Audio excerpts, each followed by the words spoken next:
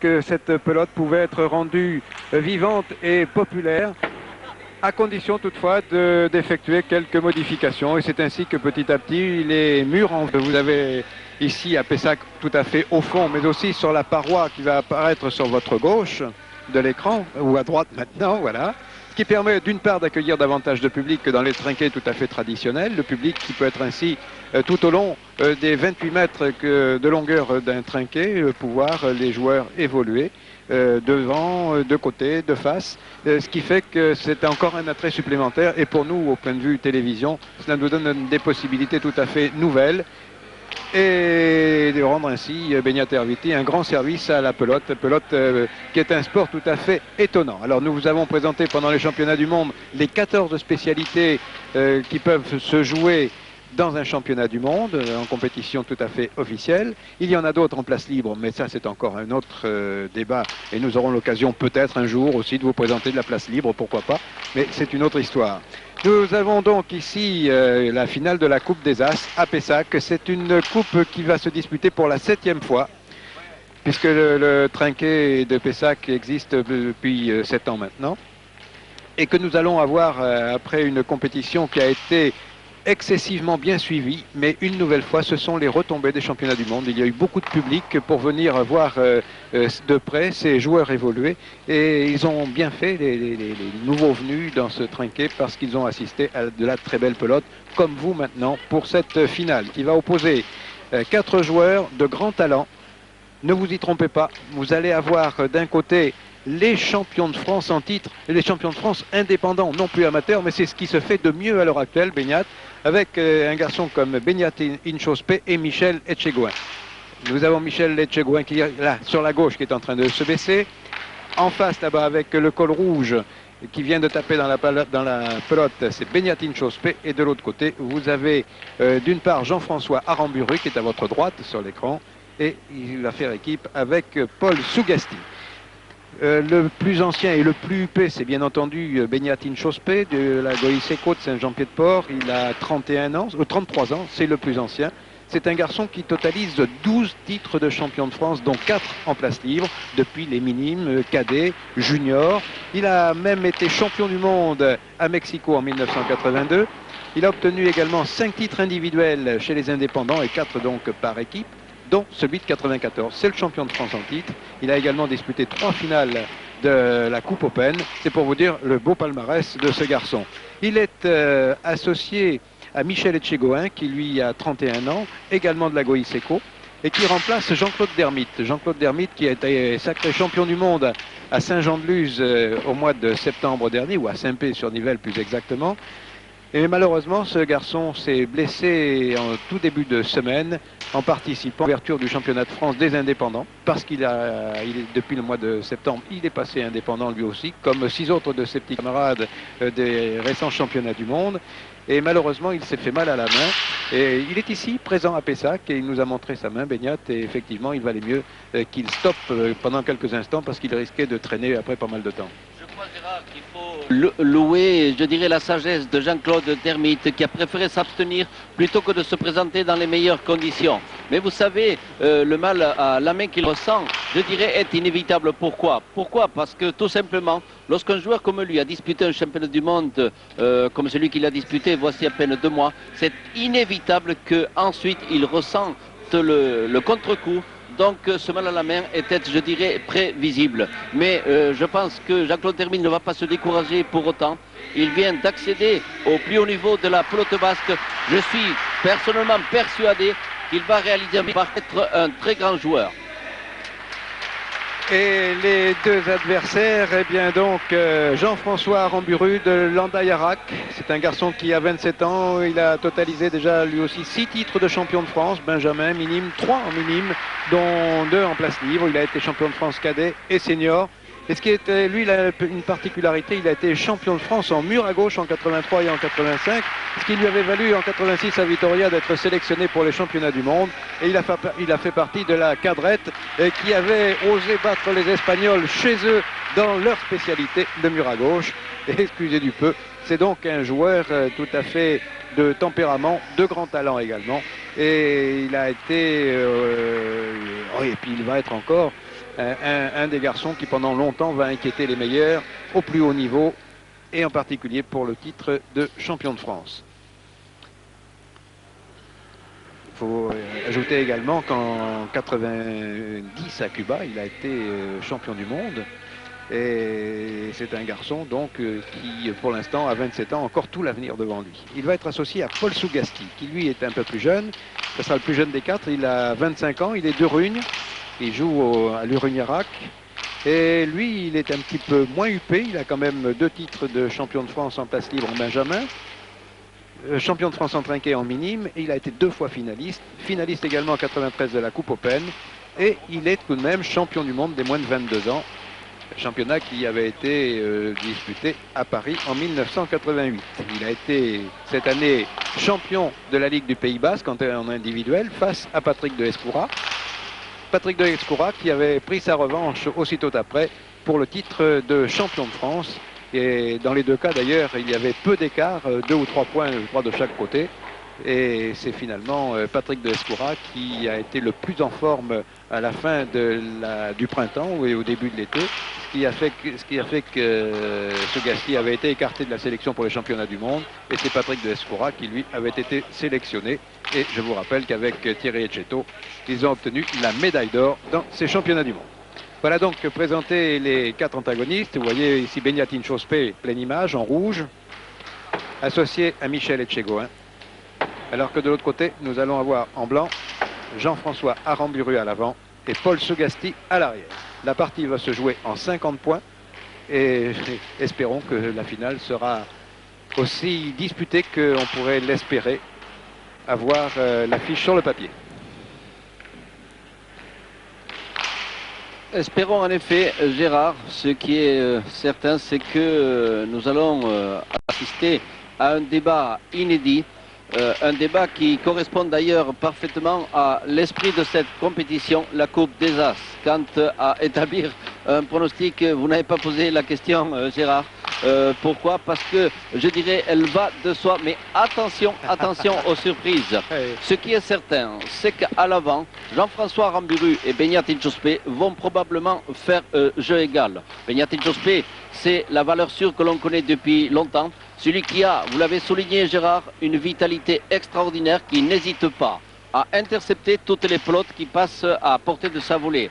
Quant à Jean-François Aramburu, vous l'avez également souligné tout à l'heure, c'est, je dirais, l'étoile montante, celui qui est en passe d'accéder, je dirais, d'acquérir la place de numéro 1. C'est un joueur promis à un très grand avenir. Voilà pour les avants. Quant aux arrières, eh bien, le moins que l'on puisse dire, Gérard, c'est que pour l'entrée en lice chez les indépendants, Paul Sougasti a forte affaire face à Michel Etchegoin. Il s'agit tout de même d'un champion de France en titre. Il est certain que l'issue de cette finale dépendra, bien entendu, du débat entre les arrières. Si Michel Etchegoin parvient à dominer trop la situation, il va procurer bien sûr toutes les pelotes souhaitées par l'avant Benyatine Chospé. Et on peut faire confiance à Benyatine Chospé pour trancher le point, pour faire la différence. Mais si en revanche, Paul Sougasti parvient à faire jeu égal, ce dont il est capable, car il a la capacité, s'il parvient à faire jeu égal avec Michel Etchegoin, eh bien à son tour, il procurera les pelotes d'attaque à Jean-François Aramburu. Or, Jean-François Aramburu est également capable non seulement de soulager Paul Sougasti, mais aussi de faire la différence, surtout quand il attaque de droite à gauche du coup droit vers le dernier filet. Autrement dit, contrairement peut-être aux apparences, même si les champions de France en titre partent favoris, eh bien, il est fort possible que Aramburu et Paul Sougasti parviennent également à les inquiéter et pour ne pas dire, peut-être aussi à créer la surprise. Vous voyez qu'on attache beaucoup d'importance à cette finale de la Coupe des As 1994. Les joueurs poursuivent encore un tout petit peu leur échauffement, alors que le délai imparti est déjà dépassé. Mais chacun a l'air de vouloir bien choisir la pelote qui conviendra le mieux. Pelote vive, pelote un peu plus molle, un peu moins rapide. Et ça prouve aussi qu'ils veulent remporter cette finale et qu'ils prennent toutes les dispositions pour s'échauffer en conséquence. Voilà, et ils ont demandé de nouvelles pelotes. On leur apporte 2 pelotes neuves. C'est important le choix des pelotes, Benyat. Absolument. c'est important. Vous le savez mieux que quiconque, Gérard, la tactique qui peut être utilisée. Si on veut éviter la volée de l'avant adverse, il est préférable que l'arrière, qui est supposé, disons, un peu plus faible, eh bien, choisisse une pelote plus vive pour parvenir à le dépasser. Mais en revanche, si on veut procurer la pelote à l'avant à son partenaire, eh bien, à ce moment-là, il vaut mieux prendre une pelote plus molle. Mais vous savez, quelle que soit la pelote, aujourd'hui, ces joueurs sont capables de s'adapter à toutes les situations. Eh bien, je crois que cette fois-ci, la pelote a été choisie. Les 4 joueurs sont en train de l'essayer, de la tester. On cherche le jack. Et le bruit que fait la pelote au rebond bas. Et puis, sa vivacité lorsqu'elle remonte dans la paume. Ça a l'air bizarre, mais c'est comme ça, vous voyez. Chaque joueur est en train de la faire rebondir, de la sentir, de la tester, de la tâter. Et je crois que le parti est parti maintenant avec le premier but de cette finale. Aramburu de gauche à droite, bien joué. Michel Etchegoin en retour. Paul Sougasti maintenant, et on va jouer sûrement avec la planche pour essayer d'éviter les attaques. Beniatin Chospé vient de donner tout de suite le ton de cette finale avec une très belle attaque de gauche à droite au ras de l'arrêt. Attention, c'est le premier point avec un filet au fond. Et l'on voit tout de suite, dès que Jean-François Aramburu a une pelote d'attaque, il la secoue, il joue vers le dernier filet, et après le rebond sur la planche, eh bien cette pelote est allée se loger au filet du fond. Aramburu, il faudra se méfier de ses buts aussi.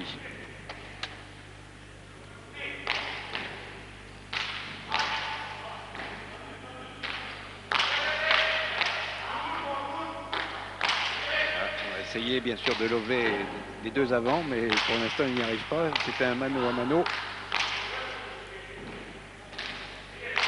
Sougasti qui va essayer de lever, trouver Etchegoin. Droite à droite.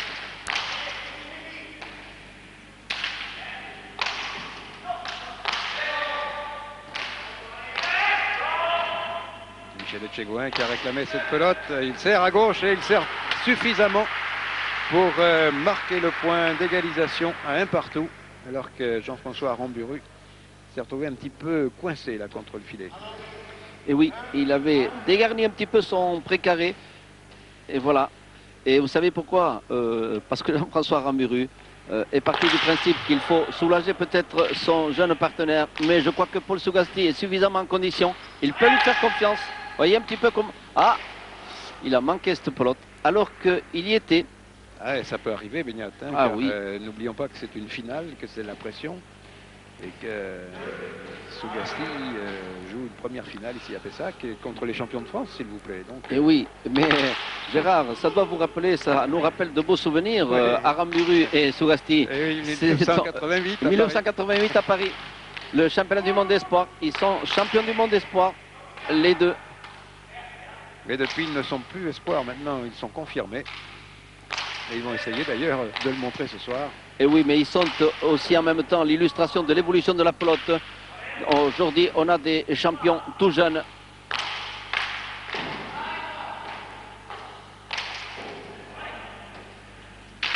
Alors, on ne peut pas parler de 2 écoles ni de 2 générations, mais entre l'un qui a 25 ans, Sougasti, et Beniatin Chospé qui en a 33, ben, il n'est pas dit que le jeune aura raison à la sortie. Surtout que Beniatin Chospé est en pleine possession de ses moyens. Nous l'avons vu tout au long de cette Coupe des As. Beaucoup d'autorité, beaucoup de technique, beaucoup d'intelligence de jeu.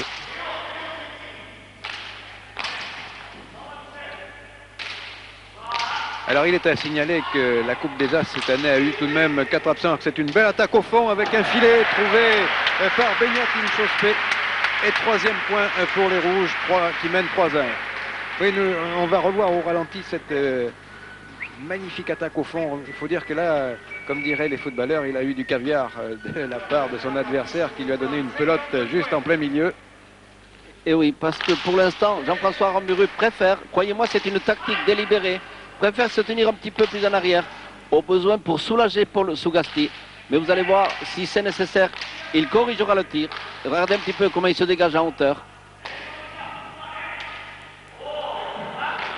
Elle est faute en haut. Car nous ne sommes pas en championnat du monde ici. Et si les oreilles sont bonnes au championnat du monde, elles ne sont fautes en championnat de France ou en compétition en France.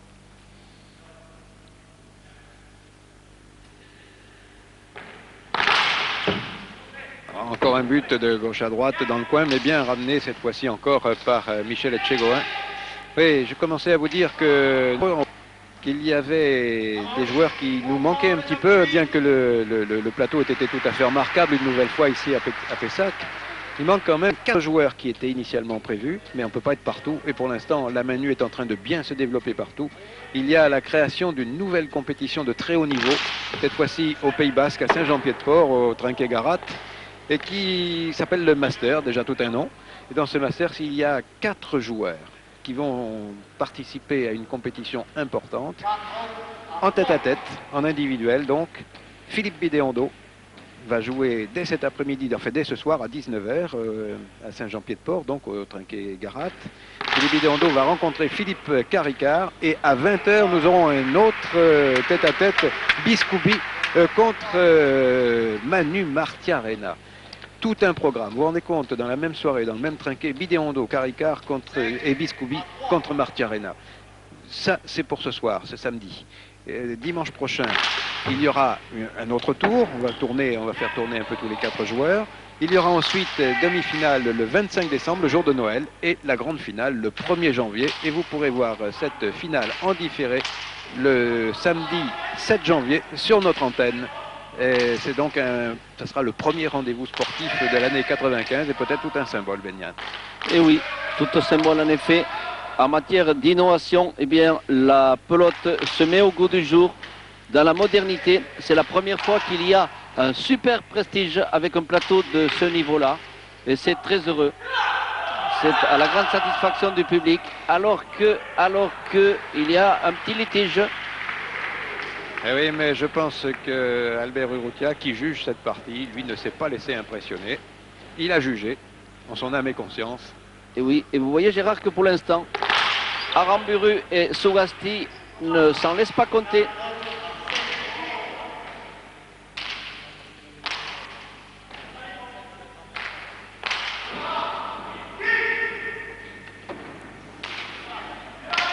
Oh. Ah, on cherche le filet des deux côtés. Ah, quelle belle entente entre Aramburu et Sougasti. Ils coordonnent très bien leurs actions. Et Sougasti qui ne s'en laisse pas compter, même s'il fait quelques palettes, c'est-à-dire si sa pelote touche un petit peu le mur de gauche. Et il se défend très bien d'un bras puissant. Alors que Tchégouin préfère mettre à l'épreuve la volée d'Injospé. Oh, oh, quel coup de fusil! Oui, mais où est-ce qu'il est allé la chercher? En plein dans le filet. Allez, Paul Sougasti. Il va serrer, non? Il trouve la planche. Fait reculer Michel Etchegoin. Qui sert. Aïe, aïe, aïe, aïe. Il a peut-être un tout petit peu hésité, Beniat. Il a failli s'avancer, puis il a voulu reculer, la prendre en drop, et finalement, ben, il n'a rien pris du tout. Mais c'est très bien joué de la part de Paul Sougasti, qui au lieu de dégager en hauteur, regardez un petit peu comment Paul Sougasti court à toute vitesse et il attaque au pied, en bas, une attaque basse, qui prend à contre-pied Beniat Injospé.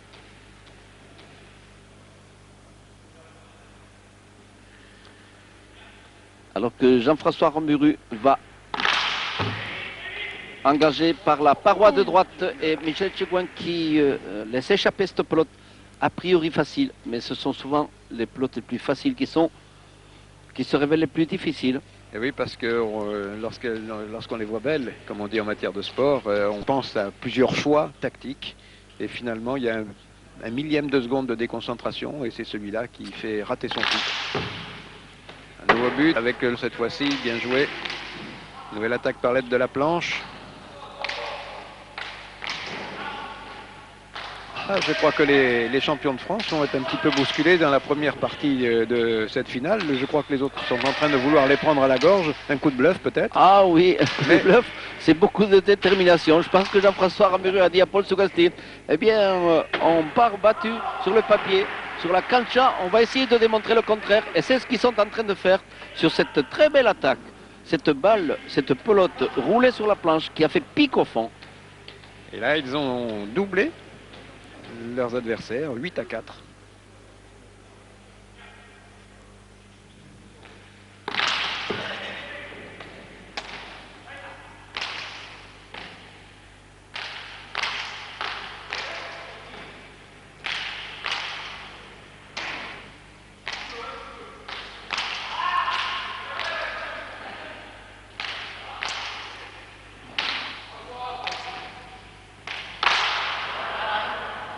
Ah oui, il a voulu la dévorer.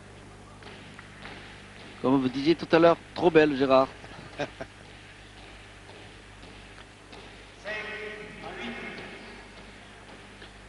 Allez, Inchospé reprend le but. Sur la droite. Et... Oh, que c'est bien intercepté de la part de Jean-François Aramburu. Dommage.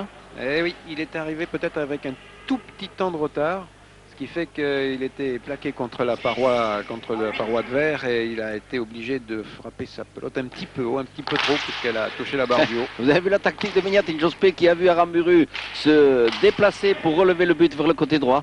Il s'est dit, eh bien, je vais t'obliger à rester à ta place. Et il a buté vers le côté gauche.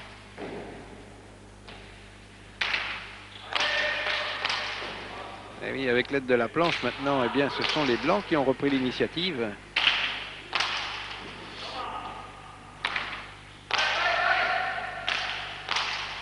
Oui, bien sauvé là, parce qu'elle prenait encore le chemin du filet. Voilà. Oui. Eh bien, les Rouges sont en train de redresser une situation qui était un petit peu compromise, puisqu'ils étaient menés 8-4 et les revoilà 7-8.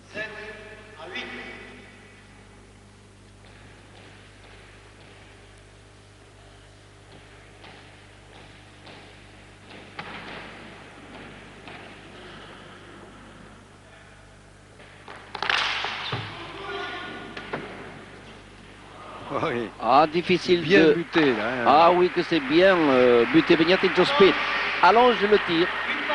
Vous savez, il quadrille le trinquet. Ah, sur son but, vous voyez la pelote prend de l'effet là-bas au rebond. Hop, vous avez vu comment elle a fui en touchant le mur du fond. Eh oui. Ah, que c'est bien joué de la part de Beñat Inchospé qui a modifié sa tactique. Encore. Il varie son but. C'est un petit peu la perturbation dans le camp adverse, tantôt à droite, tantôt à gauche. Ah, ça, c'est l'expérience. Ah oui.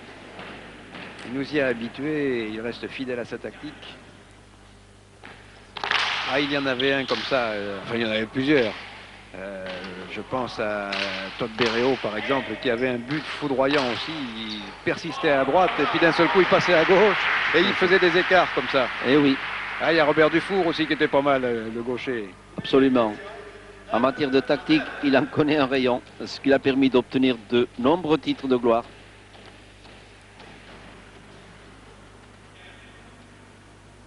Et voilà à nouveau les Blancs à l'offensive. C'est Aramburu qui essaie d'imiter Inchospé. Oh, quelle belle volée de Jean-François Aramburu.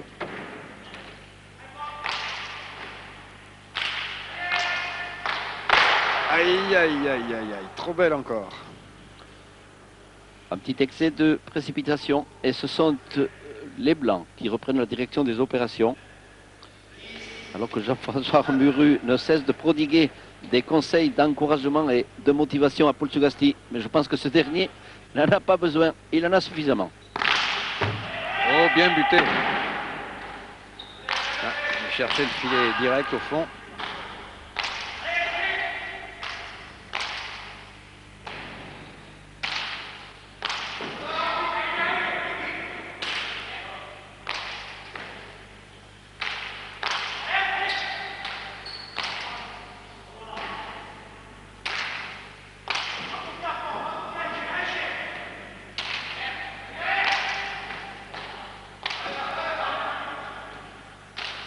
Oh, que c'est bien joué par Sugasti qui accule Michel Etchegouin vers le fond. Mais...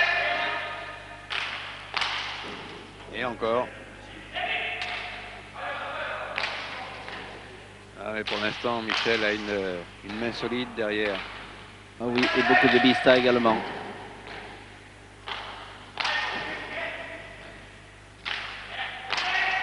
Accélération, ah, en gauche à gauche, peut-être un petit peu raté là. Oui, bien emmené.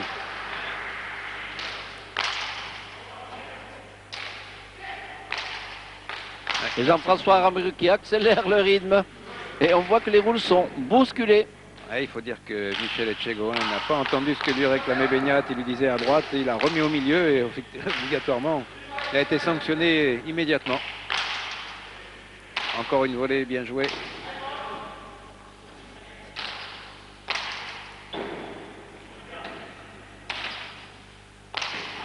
Oui. Ah, il faut utiliser la planche maintenant pour faire reculer. Parce que plus le point dure, plus les forces s'épuisent. Voilà, bien joué de la part de Jean-François Aramburu qui trouve là un pompe à charret magnifique. Et oui, c'est alors que Beñat Inchauspé attendait le rebond contre le mur, manifestement. C'est un très bel exploit technique de Jean-François Aramburu qui fait tourniquer. Regardez, il recule Beñat Inchauspé, il était sûr que la pelote allait rebondir contre le bas du mur. Voilà. Eh bien, 11-9 pour l'instant pour les joueurs blancs. Et oui, c'est une situation qu'on n'avait pas forcément prévue. Ah bah attendez, la partie est loin d'être finie, hein, elle se joue en 50. C'est rare. Je ne sais pas pourquoi, je me demande si les Blancs ne vont pas créer une surprise aujourd'hui. Allez, les paris sont ouverts.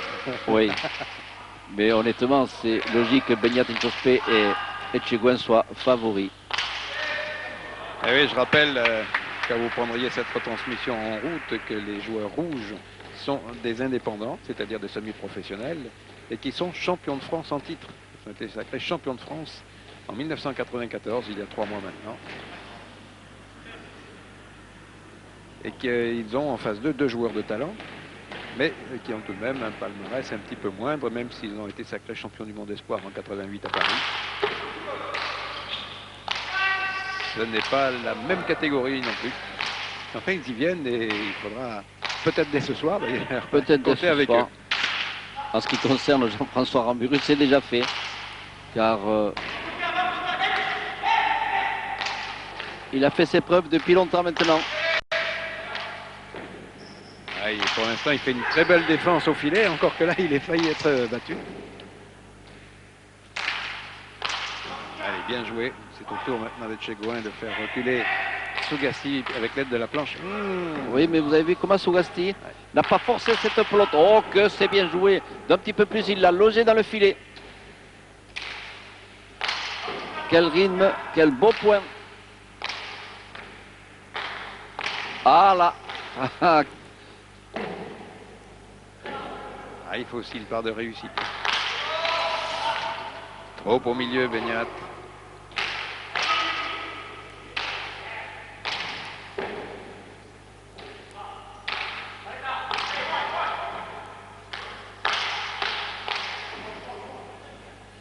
Pour l'instant, on essaie toujours de jouer en puissance des deux côtés. Voilà, à droite, mais un peu de trop haute.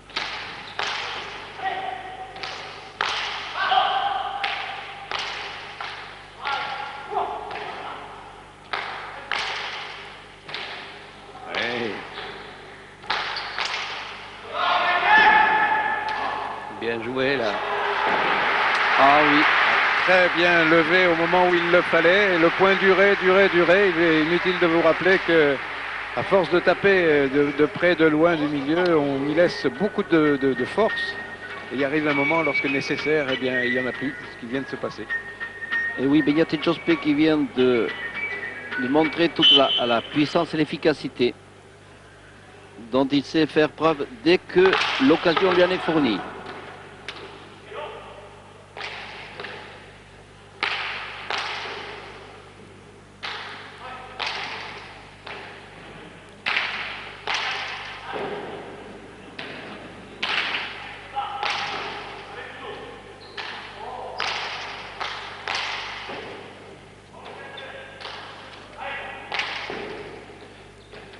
Michel Etchegoyen qui ajuste très bien ses coups, mais est obligé de reculer jusqu'au fond du trinquet sur ces attaques de Paul Sougasti. Oh, ça fait partie de la pelote qui a ricoché sur le rebord de la planche. Et Inchauspé et Etchegoyen ont été pris à contre-pied. 12-10.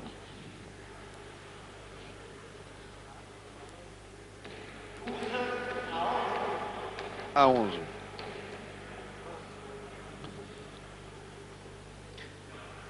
« 12-11 en faveur des joueurs blancs.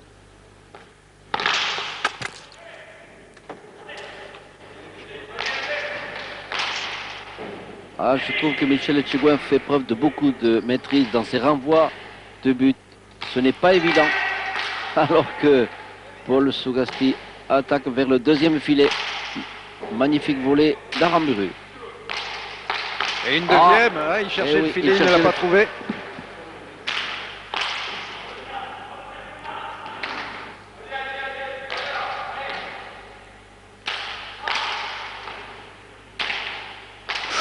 Bien joué.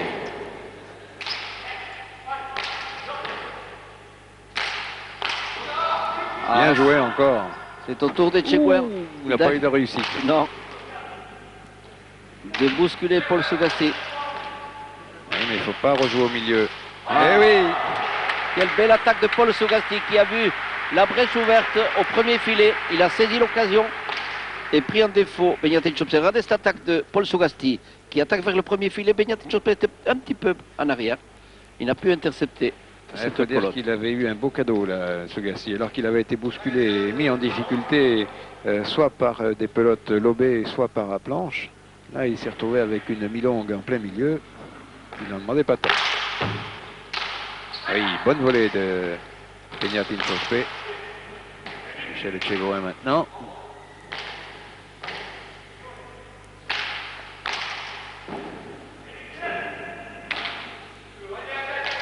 Ah, bien ajusté par Michel Etchegoyen.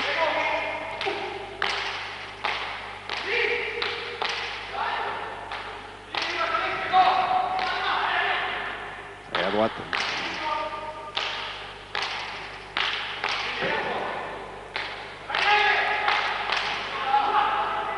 Quel déploiement d'énergie de la part de Beñat Chopé. Ah oui, Alors là, il intercepte tout. Quel beau dégagement d'Aramburu. Qui réalise le point. Dommage. Eh ben, c'est bien pour eux. Hein, et là, ils sont en train de faire une très très belle prestation ce soir. Absolument. Je trouve que Sougasti et Aramburu coordonnent parfaitement leurs actions. Ils se répartissent très bien les tâches. Aramburu qui va soulager lorsqu'il le faut son partenaire. Mais ce dernier, eh bien, essaie de bousculer Michel Etchegoyen.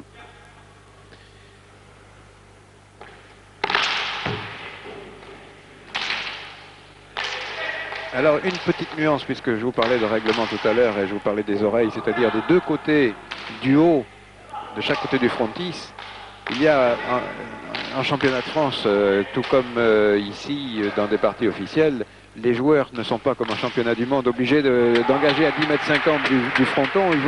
Ils s'avancent pratiquement contre le fronton, d'abord pour donner davantage de puissance, mais aussi pour pouvoir travailler les effets.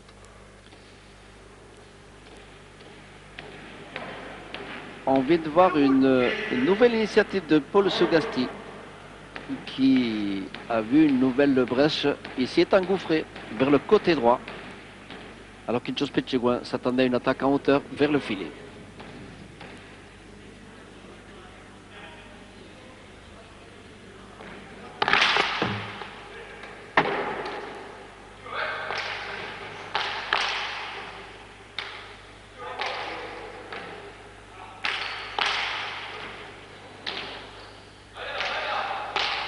Oh, que c'est bien coupé, de gauche à droite à la volée par Jean-François Aramburu. Pourtant, croyez-moi, Beñat Chopé est un joueur très souple, mais c'était impossible d'aller chercher cette pelote. Ah, il a essayé, pourtant il s'en est fallu de peu. Très bel effort, mal récompensé, c'est dommage. Mais l'attaque était remarquable. Allez, Jean-François Aramburu au but.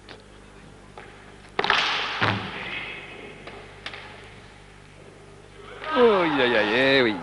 Elle était au-dessus de l'arrêt, en haut.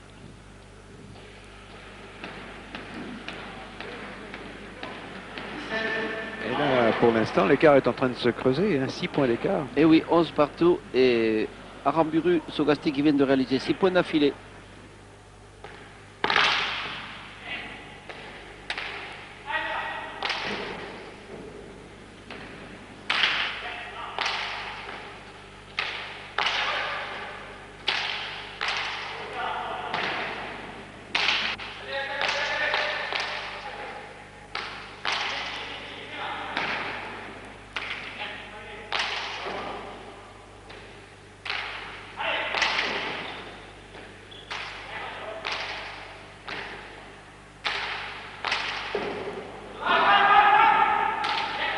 Oui, très bien joué. Et oui, Sougasti qui écoute les conseils de Jean-François Aramburu, qui a essayé d'intercepter cette pelote d'Etchegoyen.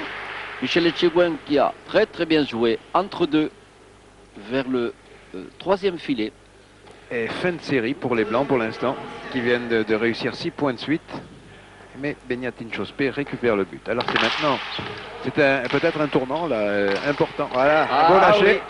Oui. Mais qui ne surprend pas, bien joué. Aïe! Doublé réclament les joueurs, non dit juge.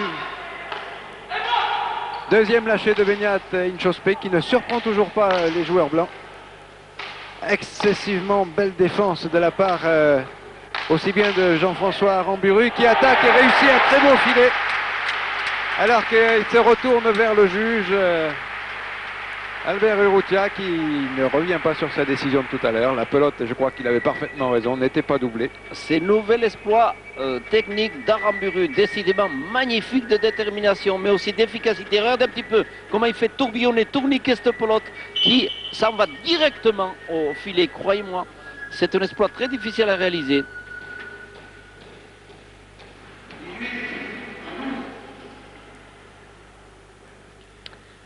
Jean-François Aramburu au but. Qui oblige Michel Etchegouen à intercepter à la volée.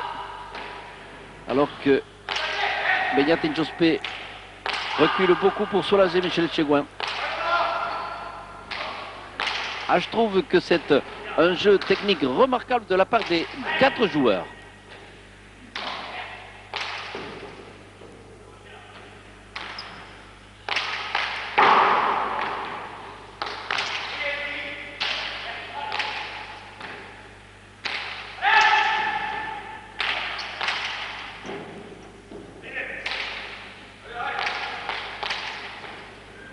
Oh là là. Ah, ce sont les Blancs maintenant qui ont pris l'initiative à l'avant.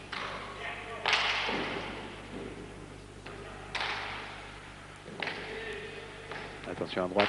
Ouais. Oui, mais Etchegouen avait anticipé et Inchauspé aussi. Allez, maintenant ce sont les Blancs qui vont peut-être devoir reculer.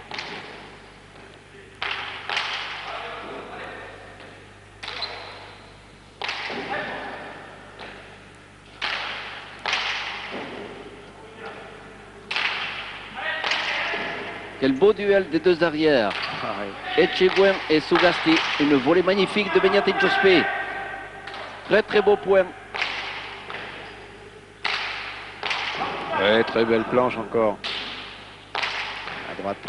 Ah, pas comme ça, pas aussi haut. Oh. L'idée y était. Ah, c'est remarquable, parce que le point que nous voyons est de toute beauté. Et là, Paul Sougasti a été obligé de s'incliner sur ses attaques, ses assauts multipliés par Inchauspé et Etchegouen. Beñat Inchauspé qui vient donc de réaliser un très beau point.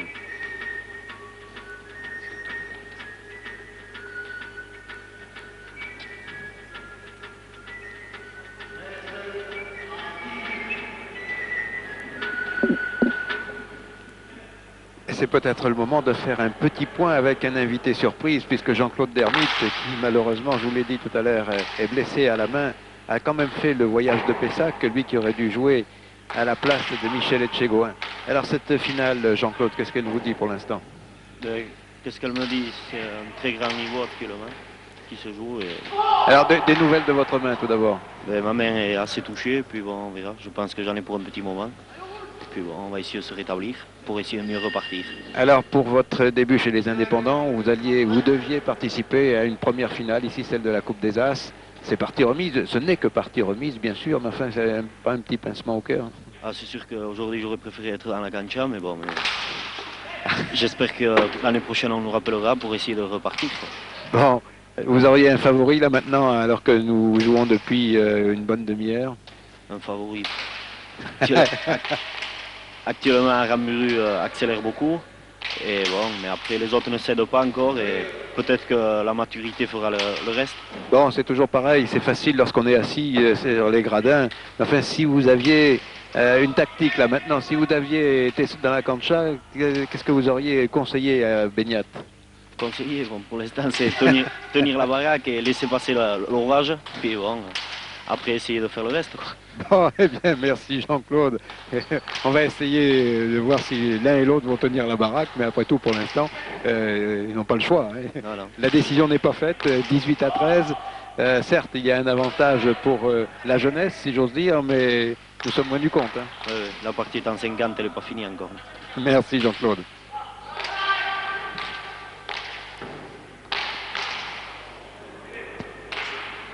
Et en tout cas, Beignat, c'est encore un très joli point. Hein. C'est Michel Etchegoin qui doit céder cette fois-ci. 19 à 13. Comme l'a très justement souligné Jean-Claude Dermite, Beignat Inchospé, Michel Etchegoin n'ont d'autre solution que de laisser passer l'orage. Mais c'est un orage qui dure et qui dure assez longtemps. Mais c'est vrai que la maturité de Inchospé et Michel Etchegoin peut également d'abord combler le retard. Mais ce n'est surtout pas le désir de Jean-François Aramburu qui attaque vers le côté droit et Inchospé qui est obligé de se déployer là-bas.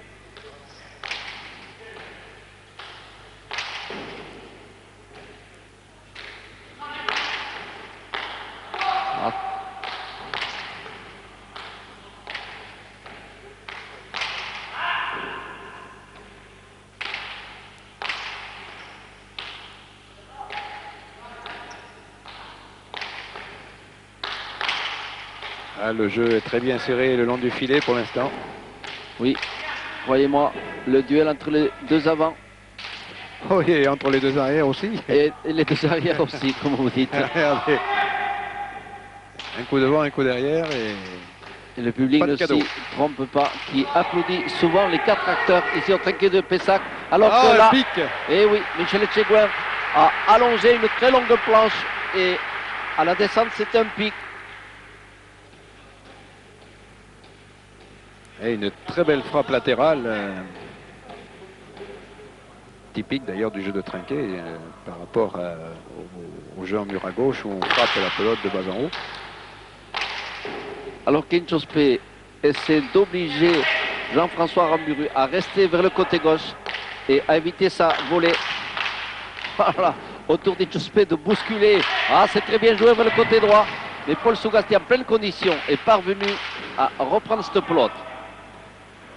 Mais preuve de beaucoup de souplesse pour le Sougasti. Pour l'instant, tactiquement, c'est remarquable de la part des 4 joueurs. On n'hésite pas à serrer à gauche, mais aussi à attaquer par des lâchers à droite.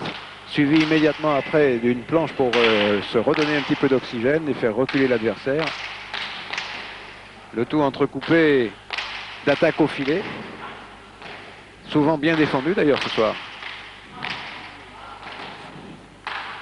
Voilà un lob. Oh, aïe, aïe. Ça, c'était une attaque au deuxième filet classique. On n'a pas réussi.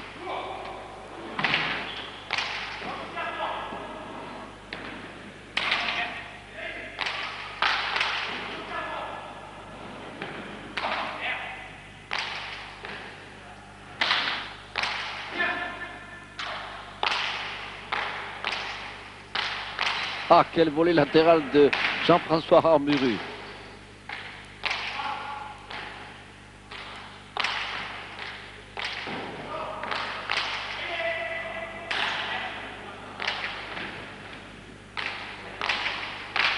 La planche. Ah oui, Michel Etchegoin a fort à faire. Aller chercher la condition physique, Beignat, de ces 4 joueurs, remarquable. Remarquable, absolument. Parce que je vous assure que la navette... Et puis un très joli filet, un troisième filet direct. En retenant son bras au dernier moment, Jean-François Aramburu a dirigé cette pelote vers le filet et il l'a logé dedans. Ah, que c'est bien joué.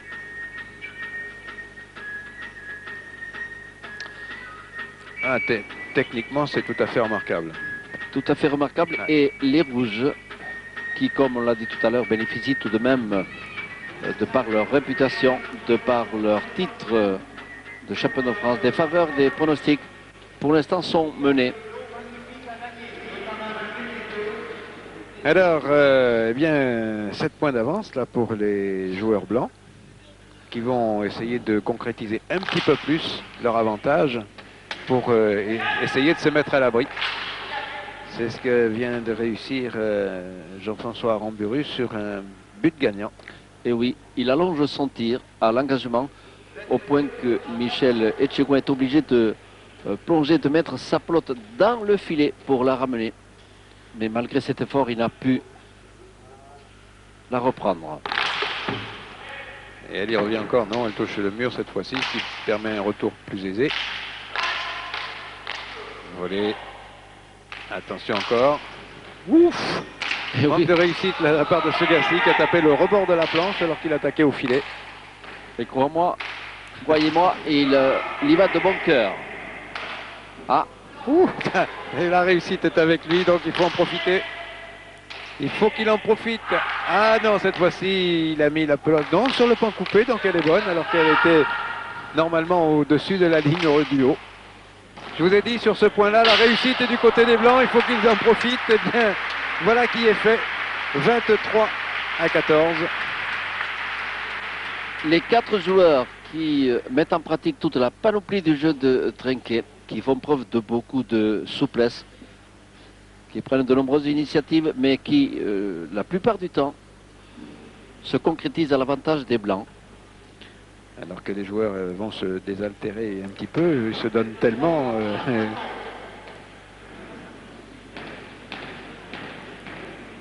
Michel Etchegoin ici est en train d'essayer de se demander de quel côté il va être attaqué par Jean-François Aramburu. À droite sans aucun doute, comme d'habitude, voilà.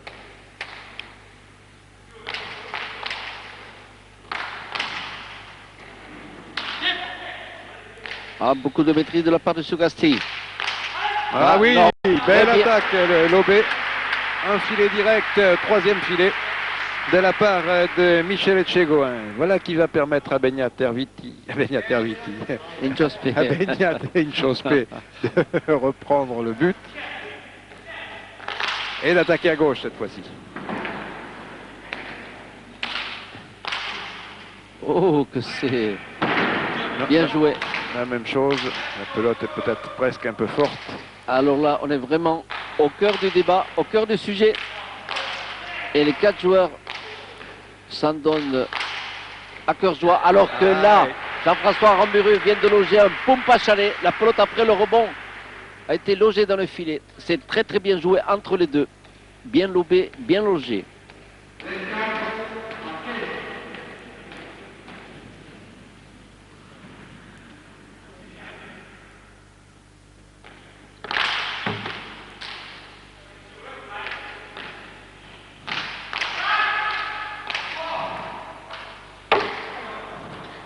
Faute d'Aramburu qui met la pelote sous l'arrêt. Beñat Inchospé n'en demandait pas tant. Allez, 8 points d'écart quand même. Il va falloir faire un bel effort pour arriver à combler. Regardez un peu comment Jean-François Aramburu va chercher ses buts vers le côté droit. Oh, il a préféré attaquer au filet alors qu'il avait une possibilité de lâcher. Les deux joueurs étant assez loin de la paroi de droite, mais c'est bien joué de la part de Michel Etchegoin.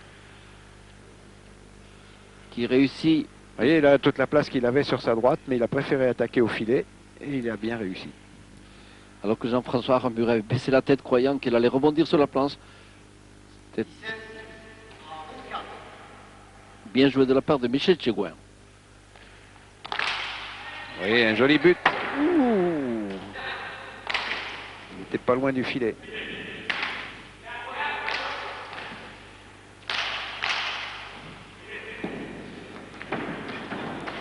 Oh, c'est magnifiquement ramené de la part de Michel Etchegoin. C'est pas facile cette pelote en tourniquet au fond. Ah, mal vu de la part de Beñat Inchospé et très bien de la part d'Aramburu qui avait très bien anticipé à droite.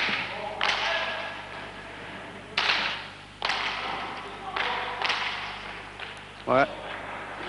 Cette fois-ci, il a bien serré et il a obligé son adversaire à reprendre la pelote et on l'a envoyé. Ouais. Cette fois-ci, il a bien serré et il a obligé son adversaire à reprendre la pelote et on l'a envoyé directement dans le filet. Vous savez, les deux avants, Jean-François Aramburu et Beñat Etxospé, autant l'un que l'autre, ont toujours le souci de soulager leur partenaire, parce qu'une finale c'est très dur, ça dure 50 points, comme disait tout à l'heure Jean-Claude Dermite. Et ma foi, ils dégarnissent un petit peu leur pré-carré. Alors que Beñat Etxospé vient de réussir la un tête but. à bon escient surtout. Oui.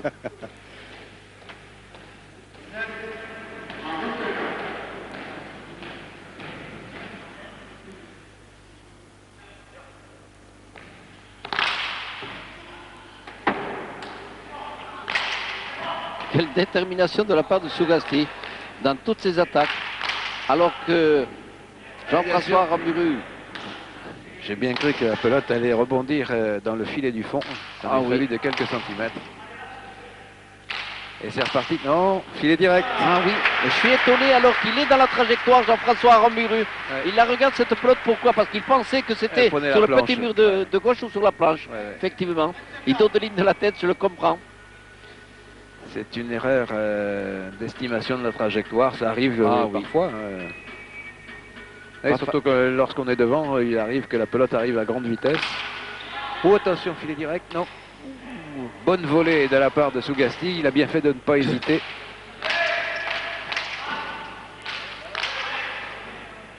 Sougasti à droite. Oui, mais vous avez vu que Etxegoyen avait anticipé. Il a été un petit peu gêné. Sougasti s'est excusé. Alors oui, mais le juge ne veut rien savoir. Etxospé qui demande à refaire. Il lui fait signe comment il a été gêné, mais Urrutia estimait qu'il n'arrivait pas. Ah, c'est difficile, vous savez, toujours délicat. En principe, Gérard, ces pelotes-là, lorsqu'on est gêné, il vaut mieux ne pas la toucher. Si jamais il ne la touche pas, il peut lui donner. Mais une fois qu'on a frappé la pelote, c'est difficile au juge de donner Beritz à refaire. Je crois qu'il a très très bien jugé.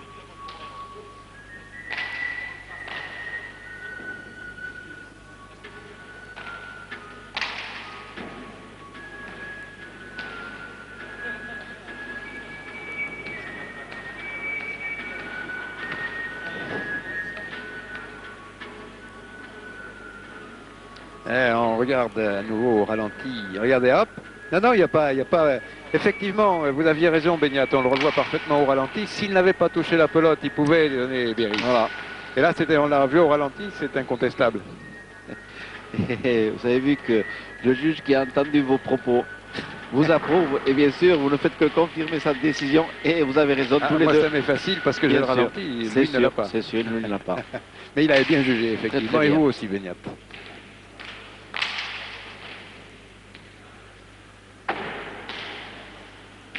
Voilà, après s'être désaltéré et quelque peu épongé, les joueurs vont reprendre le jeu. 25-20 au bénéfice des joueurs en blanc. Et oui, à mi-parcours, les blancs sont devant. On verra si à la fin du parcours, ils le seront également.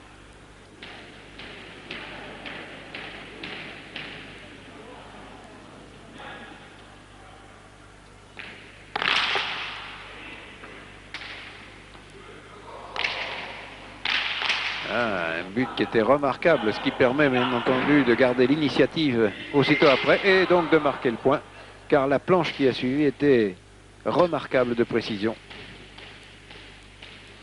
Qui laisserait vers Michel Etxegoyen qui vient de jeter un petit coup d'œil vers le tableau de marque. Et oui, alors qu'Etxospé lui dit il faut qu'on s'accroche. Regardez un petit peu comment Jean-François Aramburu a varié ce but. Je suis étonné qu'il n'ait pas intercepté. Je suis étonné qu'il n'ait pas intercepté, qu'il n'ait pas posé cette pelote. Il en avait l'occasion. Ah, étonnant. Vous avez vu sur le rebond, Sougasti s'est laissé trahir par l'effet qu'il y avait dans la pelote. Elle est remontée sur la planche pour le lober. Ah, c'est au tour maintenant d'Etxospé de varier son but. Une nouvelle fois, il essayait un but en cloche au fond. Et oui, mais Aramburu avait apprécié fort justement le point d'impact. Il avait dit laisse cette pelote et il l'a laissé. Ah, vous savez ça. Pour l'instant, ça se joue au millimètre. Ça frise, vous savez. Non, la planche est très moyenne. C'est dommage. Alors qu'Etxospé a dit aïe à Etxegoyen et celui-ci l'a écouté. Aïe voulant dire à la volée.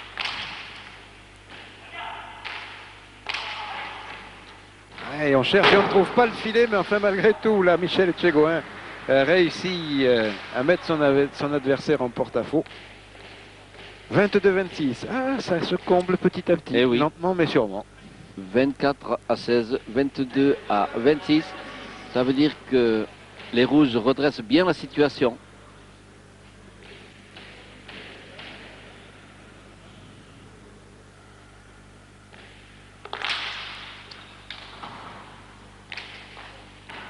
Ah oui, Beñat Jospé a voulu faire une amortie, mais Jean-François Aramburu est tellement rapide qu'il n'a eu aucune peine à la reprendre. Elle était quand même un peu haute. Hein. Oui, il avait manqué.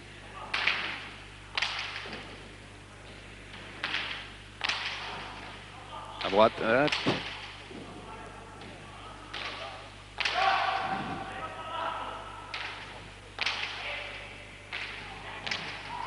Ah, non, ça peut continuer.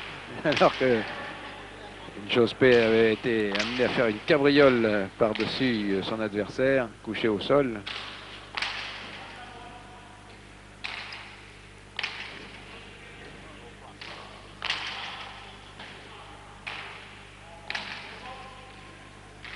Ah oui, ça fait 3 points que Sugasti laisse de la même manière, c'est-à-dire que au moment où il faut qu'il se campe sur son pied droit, il manque cette pelote, voilà. Hop là, c'était la cabriole de tout à l'heure. Mais le jeu pouvait continuer dans la mesure où l'avant n'est pas, ou l'arrière plus exactement, n'est pas gêné par les deux avants au sol. Ah, plus que 3 points pour les Rouges de retard.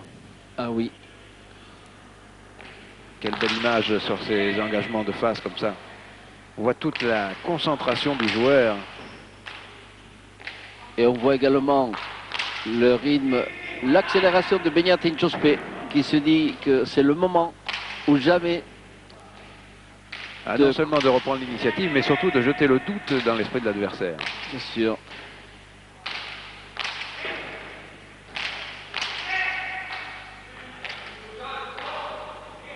Comme tout à l'heure, la pelote avec l'effet a repris la planche, mais cette fois-ci, si l'avant a été levé, l'arrière a pu venir le suppléer.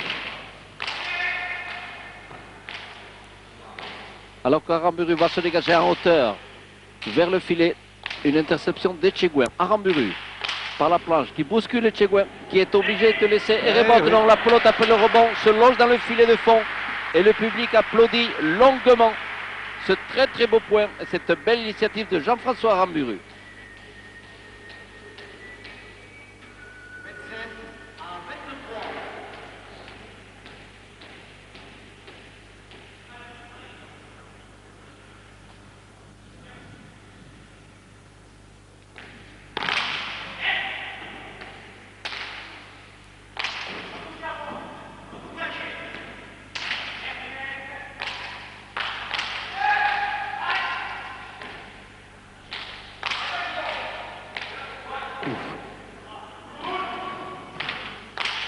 Oui, bonne attaque de Etchegoin, mais bien défendu au filet par Aramburu.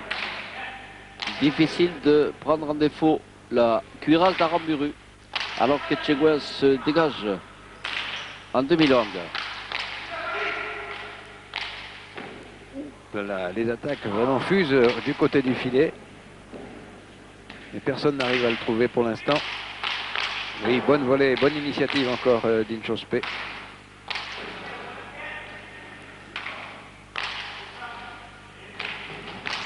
Je peux vous dire que les joueurs ont fait des kilomètres ce soir, l'air de rien. Aussi bien en avant qu'en arrière. On ne se ménage pas. Vous voyez un petit peu la couverture couverte sur le terrain. Oh, quelle souplesse, quelle rapidité de Beñat Jospé qui a vu que Etchegoin ne parvenait pas à la reprendre et puis il a couru à toute vitesse. Il est allé chercher cette pelote qui était destinée à Etchegoin. Jean-François Aramburu vers le côté droit, à nouveau Jospé. Mon Dieu, quelle rapidité.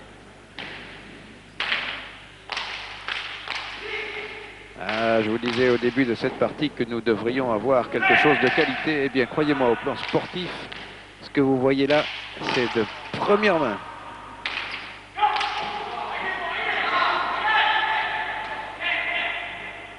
Elle est bonne. Alors que Sugasti, ah oui, Magnifique. Jospé à la descente de la planche a coupé, a tranché de gauche à droite. Il a fait un pic sur la paroi de droite. Et vous entendez les applaudissements du public qui est ravi de la beauté de ce jeu. Hop là, il se gêne un petit peu, mais enfin finalement, il reste en équilibre bien sur la trajectoire de la pelote. Donc le jeu peut continuer tout à fait normalement sans que le juge ait à intervenir. Une magnifique volée gauche de Beñat Inchauspé qui ne surprend pas Aramburu. Et vous voyez, le placement des joueurs est tout à fait remarquable sur le terrain.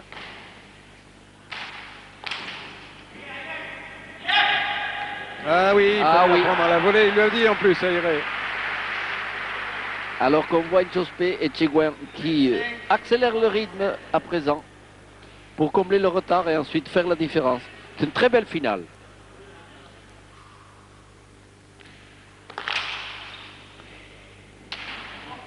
Je crois que du côté de Saint-Jean-Pied-de-Port et de Saint-Jean-le-Vieux, on doit être satisfait des représentants qui sont là en rouge. Mais du côté d'Andaille, on doit être satisfait également. Encore un petit peu plus puisqu'ils sont devant. Et du Rugne également. Ouais, très belle attaque encore de Beñat Inchauspé sur cette cortada au ras de l'arrêt. Ah, c'est lui qui est trahi alors que finalement la pelote, il croyait là aussi l'avoir tranquillement. Oui. Trop tranquillement. Alors qu'elle aurait presque dû se loger dans le filet. Oui. Elle avait ricoché sur le rebond. Mais Inchauspé n'a pas su saisir ce cadeau du ciel.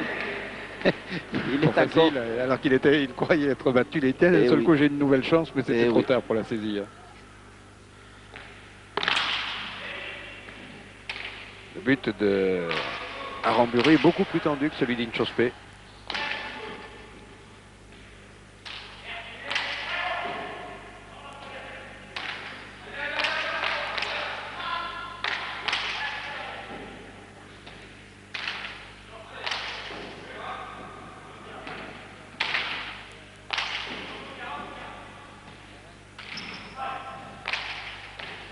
Ah, vous savez, il faut avoir des jambes solides pour aller chercher ces pelotes, alors que l'arrière est obligé de s'avancer au cas où ce serait petit mur, petit palette.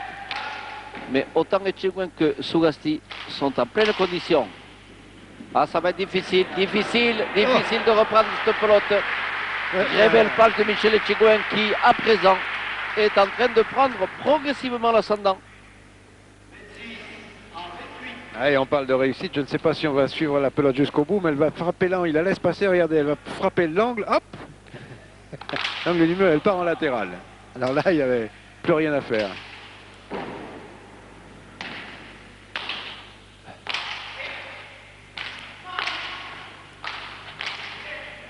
Ah oui, Paul Sougasti, qui aurait dû intercepter cette pelote.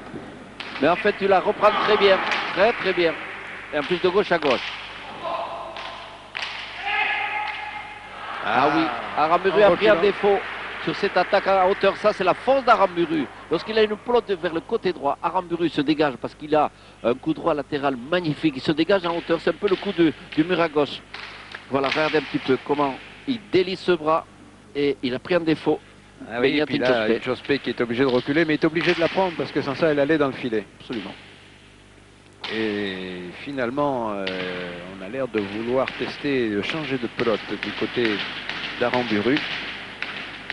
Et qu'il donne la balle à l'adversaire pour qu'il puisse la tester, la tâter, en prendre connaissance en quelque sorte.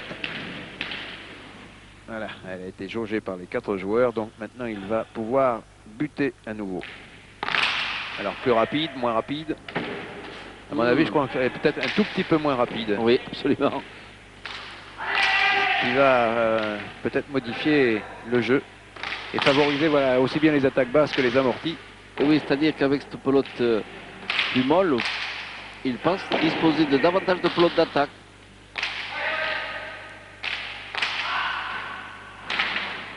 Ah, elle laissera moins de temps de toute façon aux uns et aux autres pour réagir, les rebonds étant moins vifs. Encore un très beau dégagement de Aramburu. Nouvelle volée. Inchauspé qui va les soulager. Ah, deux murs. Non, un petit palette. Oh, quelle belle détente d'Aramburu. Son choix de pelote a failli se retourner contre lui là. Mais croyez-moi, Ils ne se ménagent pas, les 4 joueurs. Allez au fond.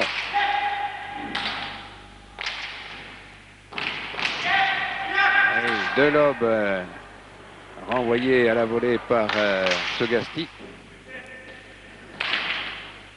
Attention, une nouvelle attaque sûrement avec la planche, voilà, qui est fait.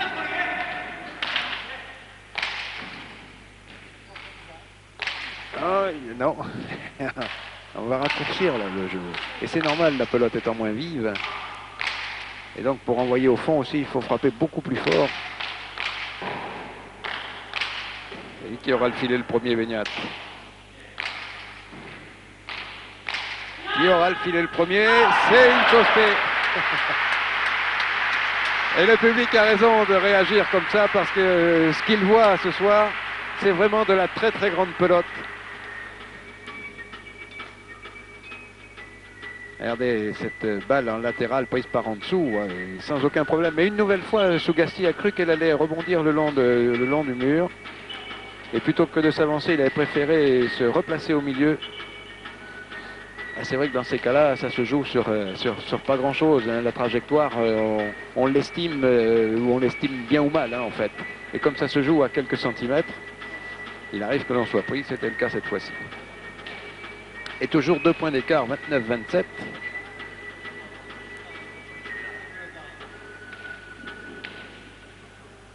Voilà. Et en reprenant le but, les joueurs rouges décident à nouveau de changer la tactique en changeant de pelote. Une plus vive. Ben, il a raison, Beignat. Inchauspé s'est aperçu que la pelote vive avait l'air de gêner ses adversaires. Hop là là, bien buté. Ah, c'est un retournement de situation. Des rouges qui reviennent à 1 point de l'égalisation. Et c'est peut-être maintenant que va se réaliser la prédiction de Jean-Claude Dermide qui disait que peut-être l'expérience ferait la différence.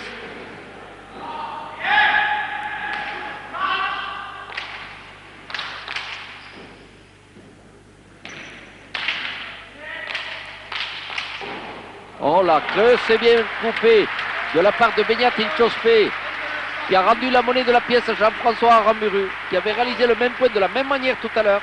29 partout, c'est de toute beauté. Et le public est ravi, on le comprend. Nous le sommes également.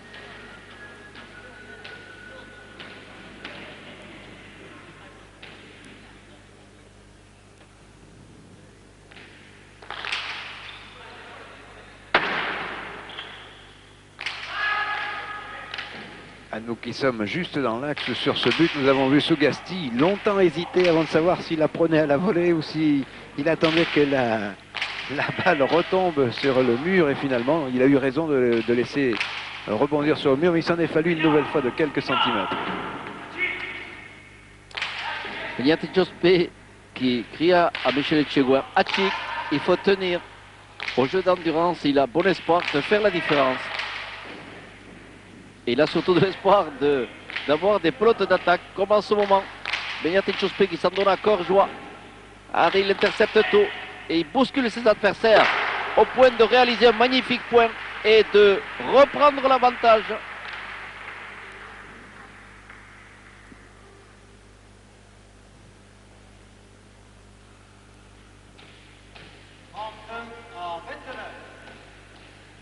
Eh bien, dites Beignat, hein, c'est ce que nous disions tout à l'heure, la jeunesse s'est exprimée, l'expérience a fait le reste pour l'instant. Mais enfin, rien n'est joué, rien n'est fini, il y a encore 20 points à jouer. Je mettrai davantage au conditionnel, gars. Ah là oui. Et il réclame Béris, là encore Beignat Inchauspé, mais Albert Héroutier reste imperturbable. Non, comme tout à l'heure, il a pris une décision fort judicieuse et équitable. Et c'est une égalisation à 30. Une nouvelle fois, les joueurs vont boire une gorgée d'eau. Ils ne la volent pas, croyez-moi. Ah bon, c'est 31-29. Alors, effectivement, dans la foulée, j'avais donné une égalisation un petit peu rapide. Mais en fait, c'était plus un lapsus qu'autre chose. Vous l'aurez bien compris.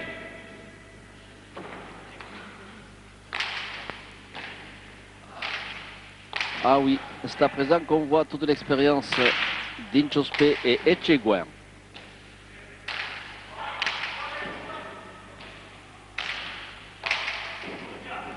Qui ont laissé passer l'orage et qui à présent sont en train de distribuer leurs actions.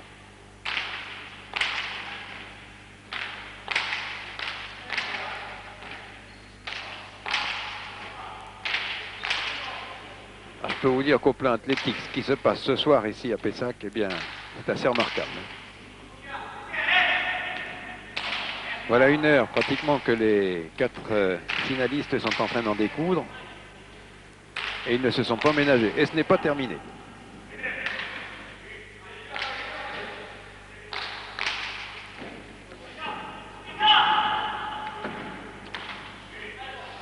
Que de fois cette pelote frise le filet.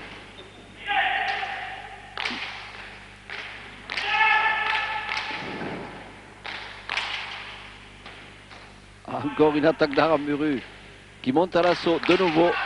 Mais il ne prend pas en défaut Beñat Inchospe. Mon Dieu, quelle belle volée. Et magnifique point. Un de plus. Nouvelle volée d'Aramburu.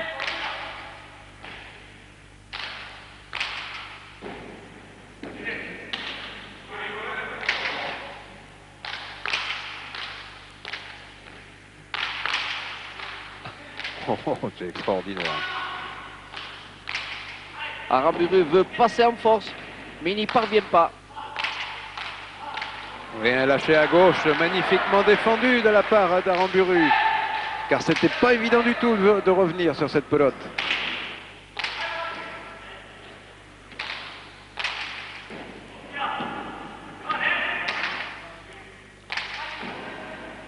Placide, imperturbable, Michel Etchegouen, qui donne la pleine mesure de tous ses moyens. Je crois que on peut dire, Beñat, à travers cette finale, que actuellement le monde des indépendants est un monde pratiquement heureux. Ils viennent recevoir le renfort de 7 joueurs après les championnats du monde. Ils sont maintenant 26 au total, ce qui a autorisé un championnat à 2 vitesses avec un groupe B qui se déroule actuellement depuis lundi dernier en alternance, aussi bien à Saint-Jean-Pied-de-Port tous les lundis qu'au Trinquet Saint-André à Bayonne tous les jeudis, avec les 2 demi-finales qui auront lieu au tout début du mois de janvier, le 2 et le 5 je crois. Et les 2 vainqueurs, les 2 équipes vainqueurs de ces demi-finales viendront rejoindre les 5 équipes qui forment l'élite dans le groupe A pour ce championnat de France 95 qui s'annonce particulièrement disputé et particulièrement relevé. Nous en avons un exemple ici. Alors qu'on voit Beñat Inchospe ici qui bouscule littéralement Jean-François Aramburu, obligé de s'incliner. Beñat Inchospe en pleine euphorie depuis une dizaine de points et qui prend beaucoup d'initiatives pour accélérer le rythme. Il observe fréquemment le tableau d'affichage. Eh bien, tout à l'heure, ils avaient 6 points de retard, 20 à 14, et maintenant, c'est eux qui ont 6 points d'avance, 32 à 29.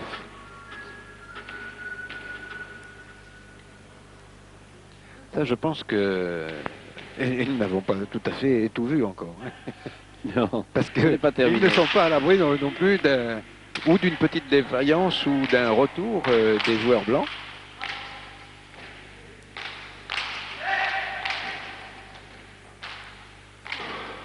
Mais il est sûr que l'expérience va maintenant commencer à payer.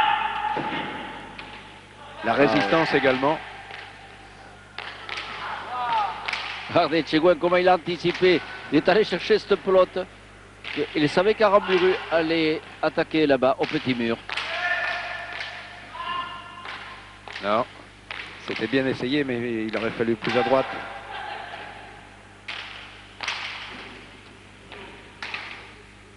Oui, elle est bonne.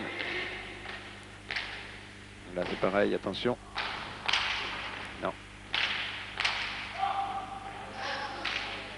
Là, le filet ne passe pas loin. Non. Et on serre au maximum des 2 côtés. Michel Etchegoin a réussi à trouver une bonne planche là, qui oblige son adversaire à reculer, mais il est maintenu à distance lui aussi.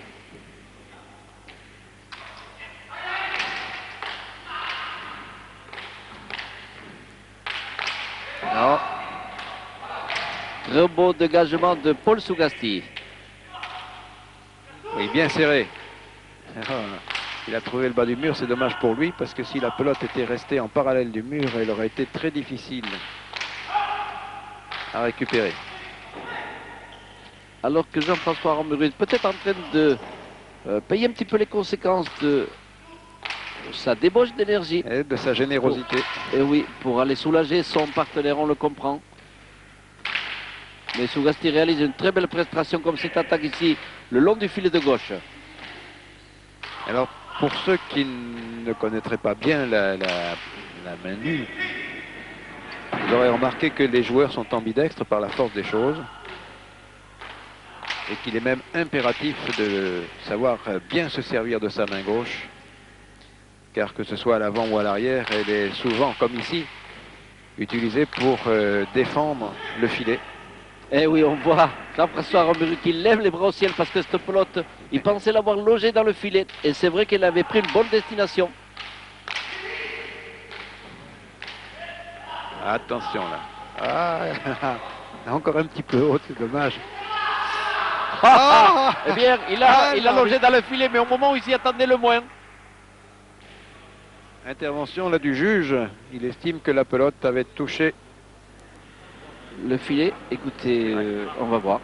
On va voir au ralenti. Je ne sais Pour pas Jean-François si on voit. Aramburu.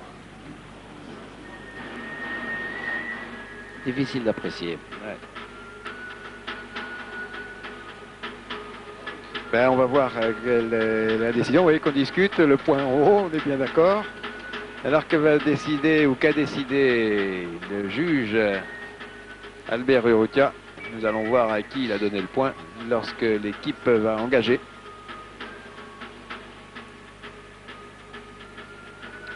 En attendant, c'est une très très belle finale, Beignat. Cette Coupe des As là, est arrivée maintenant à son rythme de croisière à un très haut niveau. Et c'est très heureux pour le développement de la pelote à main nue. La pelote à main nue en train qui est l'une des plus belles spécialités et plus fascinantes. Un jeu de tradition, mais aussi un jeu moderne. Eh bien, il avait donné le point au blanc. Donc, il avait estimé que la pelote était bonne en haut.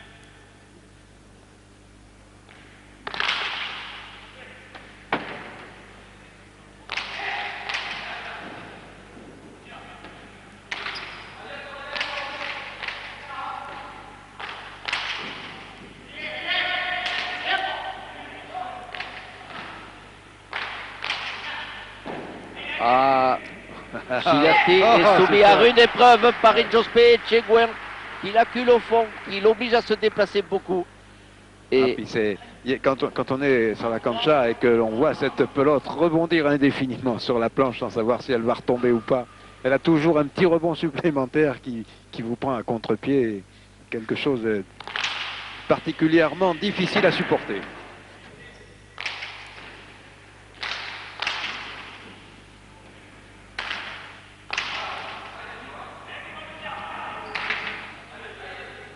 Et la rapidité avec laquelle les joueurs sont obligés de reculer, mais tout en restant dans leur centre de gravité pour pouvoir frapper la pelote à bon escient.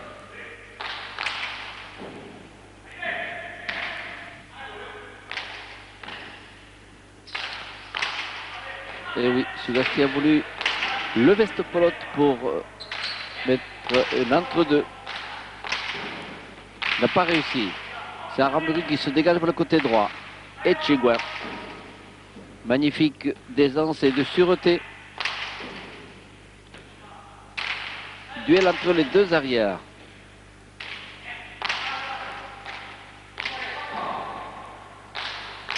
Encore un beau dégagement à hauteur de Jean-François Aramburu qui déborde Michel Etchegoin. Jean-François Aramburu réussit un très très beau point.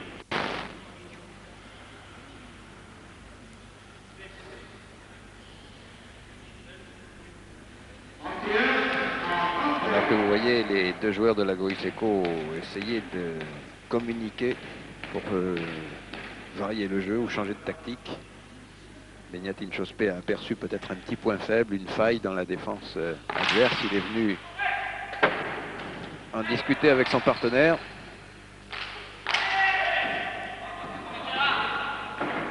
Oui, et je me demande jusqu'à quel point il ne compte pas également sur la fatigue de ses adversaires. Alors que Sougasti reprend une très belle pelote. Il faut dire aussi que ces joueurs se connaissent quand même parfaitement. Et là, sur les attaques... Ah, les fautes en haut. Sur les attaques de de Benyatin Chospé, on a régulièrement vu aussi bien Aramburu que Sougasti anticiper parfaitement et d'être déjà en place à droite avant que la pelote n'arrive. Mais toujours l'avantage pour les rouges.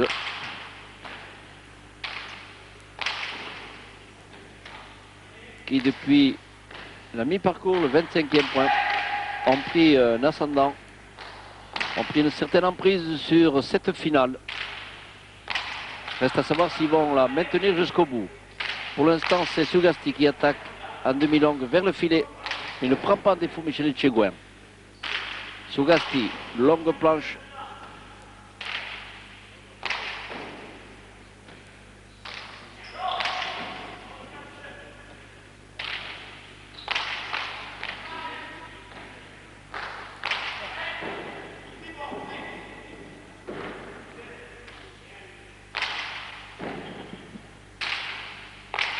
Etchegoyen.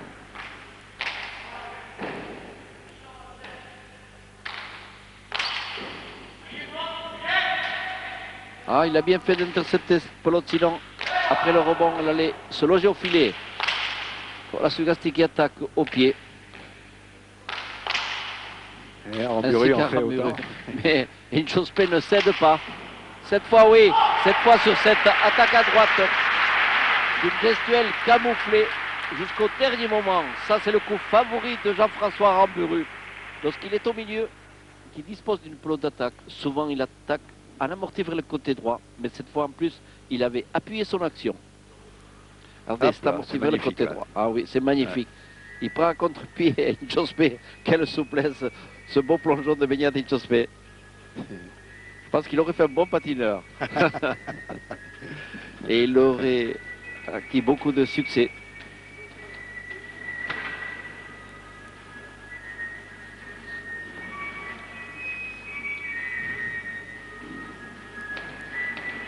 Et 34-32, rien n'est fait, rien n'est joué. Ah, c'est un coude à coude, alors que aux alentours du 20e point, Aramburu et Sougasti avaient pris un net avantage, enfin, 8 points. Oh, bien joué. Ouais, on n'est pas payé. La planche. Aramburu qui va toujours soulager son partenaire qui attaque toujours en hauteur. Il attaquait vers le côté droit, mais il ne prend pas en défaut Michel Etchegoyen qui était à la parade.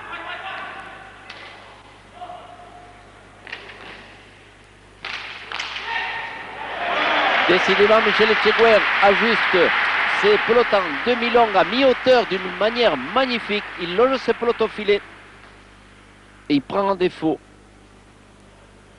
la cuirasse de Jean-François Aramburu. Voilà ce renvoi comme il a pu, un petit peu à la sauvette de Paul Sougasti. Et c'est sur cette pelote que Michel Etchegoyen va loger un beau filet, alors que Benyatin Chospé s'apprête à buter. Mauvais but, très mauvais but, mais très bien ramené par Paul Sougasti. Oh, et voilà. Et voilà. Ce dégagement de Jean-François Aramburu qui, après le rebond, a logé cette pelote au filet du fond, juste sur nos appareils. Oui, il a voulu nous faire jouer. Il a voulu nous faire jouer. C'est gentil à lui. Oui.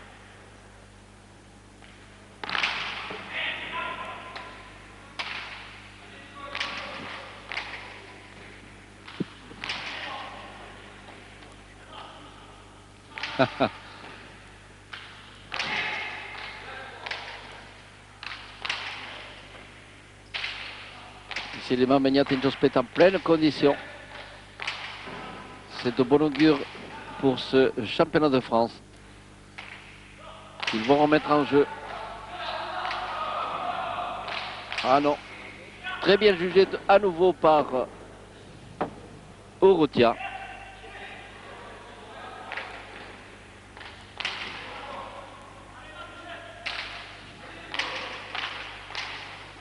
Voyez un petit peu le coup favori de Jean-François Aramburu de faire tourner. Oh, une attaque vers le côté droit. Mon Dieu, cette volée latérale d'Aramburu. Ah, puis pour l'instant, de part et d'autre, on prend l'initiative. Ah oui, c'est l'épreuve de force là. Ah oui. On veut obliger l'adversaire à céder, mais aucune des équipes ne veut s'incliner.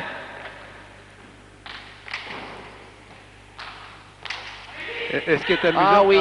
entre les deux. Aramburu se prend la tête à deux mains, il a raison. Et oui.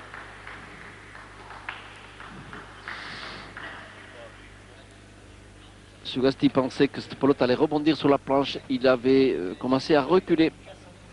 Alors que Aramburu est un petit peu désolé de n'avoir pu secourir son partenaire. On va voir. Oui, ça c'est une attaque à droite. Sugasti, mais Michel Tchigouin est à la parade. Alors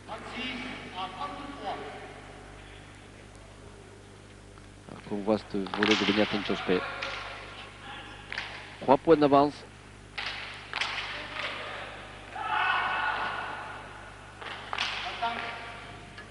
« 37-33. Ah. Et c'est déjà une légère option en faveur des Rouges. 4 points d'écart. Qui font preuve effectivement d'un peu plus de maturité dans la conjugaison de leurs efforts. Très belle volée de Paul Sugasti.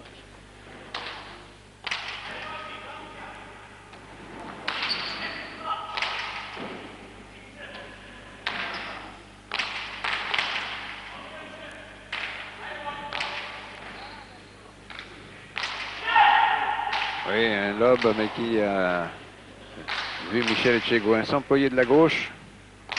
Et il était temps, la pelote était pratiquement dans le filet. Le point Oui. au filet. Ce dégagement de droite à gauche de Beñat Inchospé qui loge la pelote. Il lobe ses deux adversaires.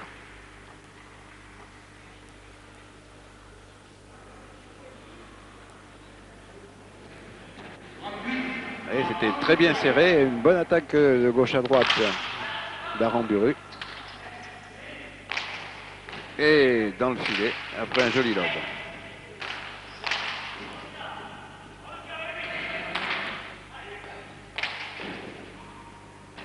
Ouais, Sugasti va serrer. Une chose sauve dans le filet.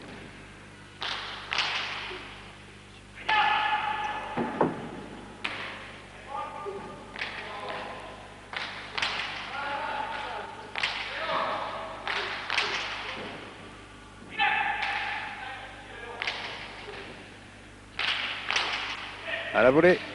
Ah oui, là, croyez-moi, Sugasti a déployé son bras, il a délié avec beaucoup de puissance vers le dernier filet. Regardez un petit peu ce dégagement avec une gestuelle très déliée vers le dernier filet, malgré la détente de Michel Tchigouin. Il n'a pu ramener cette pelote.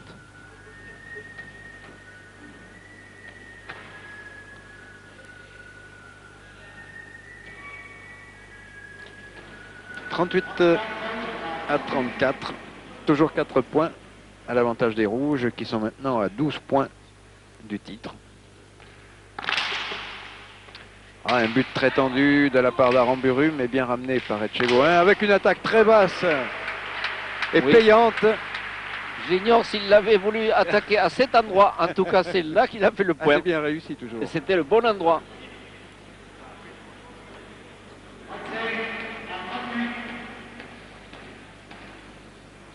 À nouveau 3 points. Et décidément, les Blancs ont des difficultés à égaliser.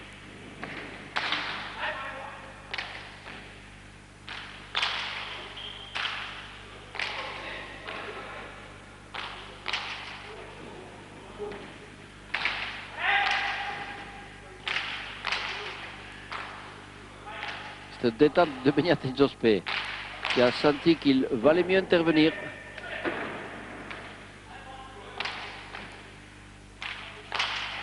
Oh, que c'est bien logé, avec une puissance comme un coup de canon. Sur le poteau, c'est-à-dire que le poteau est considéré comme étant filet. Donc c'est un point pour les Blancs après cette magnifique attaque. Regardez bien. Très beau geste.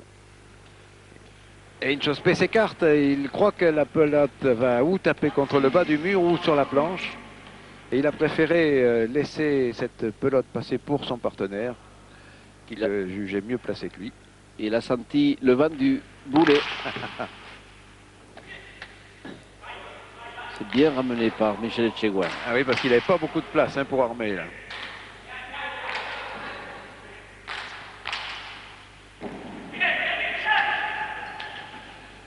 Hey, 38-36, rien n'est fait encore. Décidément, Aramburu n'accuse nullement la fatigue. Il appuie toutes ses actions. À mon avis, il aurait dû intercepter à la volée. Il aurait fallu que Jean-François Aramburu lui commande à aider un peu plus tôt.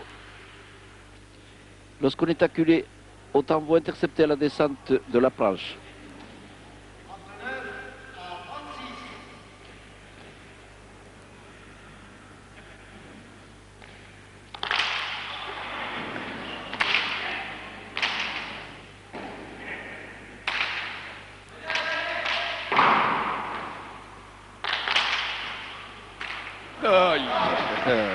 Ah, il n'y va pas de main morte, Beñat Jospé, lorsqu'il attaque. 40-36. Il vire les premiers dans la dernière décade.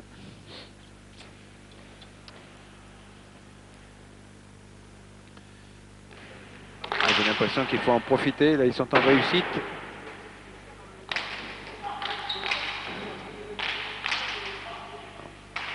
Pas en demi-mur sur ces attaques.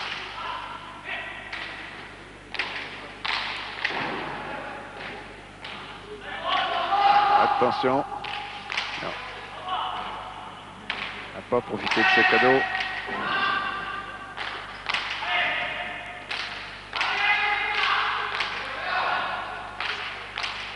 Ah, je vous assure que des deux côtés, on ne se ménage absolument pas. Là. Ah non, c'est la plénitude. Au 40e point, une telle puissance, une telle rapidité. Cela démontre que les 4 joueurs, les 4 protagonistes sont en pleine condition physique, déterminés farouchement à remporter cette Coupe des As. Et voilà, Jean-François Aramburu qui a le dernier mot sur Beñat Jospé, malgré son anticipation. La puissance était telle que Jospé n'a pu intercepter cette pelote qui allait se loger vers le filet, sinon dans le filet.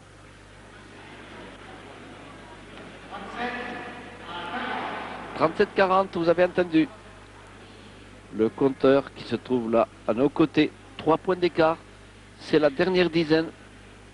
C'est à présent la véritable épreuve de vérité pour cette Coupe des As qui s'achève aujourd'hui en apothéose par une finale magnifique qui dure depuis fort longtemps, Gérard, au moins 1h15, 1h20. 1h30. 1h30. Presque. Oui, on y est même. C'est la démonstration de l'équilibre entre ces deux équipes. Alors il faut savoir, puisque vous parliez de Coupe des As qui se termine, que dans une saison, il y a une Coupe des As en 3 phases. La première étant à la main, réservée à la main nue, la deuxième au charret et la troisième à la palette à cuire ou à la baline. Ce qui fait que les amateurs de pelote n'en ont pas terminé avec la pelote. Oh, encore une très belle action, très belle attaque en lobe directement au filet de Beñat Jospé.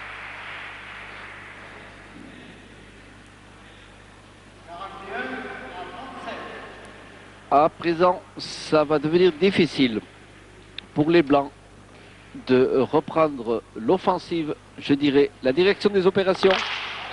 Car croyez-moi, avec la farouche volonté de Beñat Jospé et de Michel Etchegoyen, ça va être difficile. Regardez Michel Etchegoyen, pourtant acculé, qui sautille. Oui, parce qu'il a voulu aider la pelote jusqu'au bout. Il n'était pas tout à fait sûr de son retour. Ah, Sugasti a écouté le conseil de Jean-François Aramburu. Bien défendu là, il est allé sortir une pelote. Ah oui, vraiment. Allez, attaque au filet. Ouh. Ah, on sent la hargne des deux côtés. On a les mêmes attaques, on a les mêmes atouts. Mais les mêmes qualités défensives également. Ah, je vous assure que chaque point est âprement disputé. Aïe, aïe, aïe, aïe, aïe. Mésentente entre les deux joueurs rouges qui étaient bien placés tous les deux. Et on n'a pas parlé suffisamment là. Regardez bien, Aramburu va attaquer sur la droite. Et ils y sont tous les deux. Et finalement, Inchospe a cru que son arrière était juste à côté pour la reprendre. Ça s'est un petit peu gêné. Et oui, en effet, les deux rouges y étaient tous les deux, comme vous dites, mais pas où il fallait, pas au point d'impact. Aramburu avait bien joué entre les deux.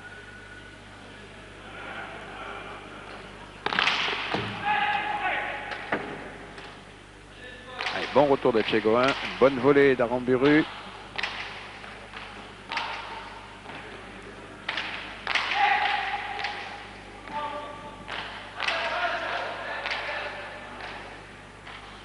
Pugno, mais peut-être pas assez serré pour embêter Aramburu.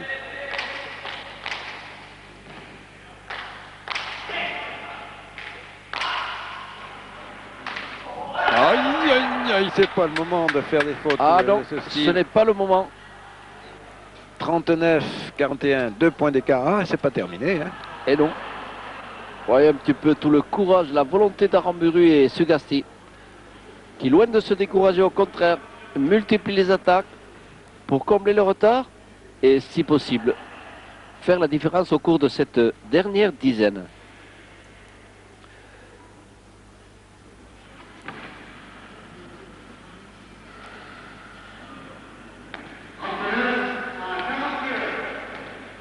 Vous avez entendu, au moment où Jean-François Aramburu s'apprête à engager vers le côté droit, probablement dans le coin de droite là-bas, mais vous savez, Michel Etcheguer n'a pas manqué pratiquement aucune pelote, n'a manqué aucune pelote dans ses renvois, et croyez-moi, il faut beaucoup d'adresse technique pour les ramener.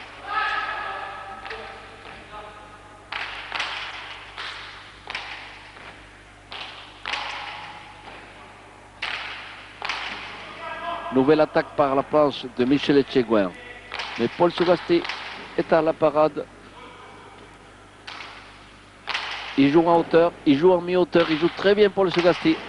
Pour son entrée en liste chez les indépendants, on peut dire que c'est une réussite.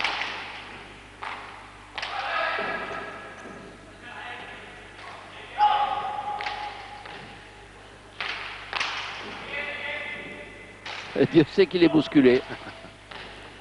Ah, il est attaqué de toutes parts. Hein. Ah oui. Regardez, ça fait 4 fois de suite qu'il est obligé de reculer. Hein. Cette fois-ci, la pelote est retombée juste au ras du mur. 42-39. Je vois Michel Etcheguer qui scrute en permanence ce tableau d'affichage. Regardez, elle retombe juste contre le mur et effectivement, il pensait qu'elle aurait encore peut-être un petit rebond supplémentaire. Mal jugé. Ah oui, puis vous savez, au bout d'une heure et demie de jeu, on a le droit d'accuser la fatigue. À la volée. Oh. Et oui. Et voilà Inchospe. Très bien buté en cloche. Astucieux, intelligent, qui sait que dans la dernière dizaine, on accuse de la fatigue. Et c'est là où il faut profiter de l'occasion pour buter en hauteur. Car le bras est fatigué. Et il continue. Bien sûr. Et cette fois-ci, la volée est bonne. Pas si fatigué que ça, le bras de Sugasti. Ah, il est peut-être fatigué, mais il a encore des ressources. Ah ouais. Oui, bien serré.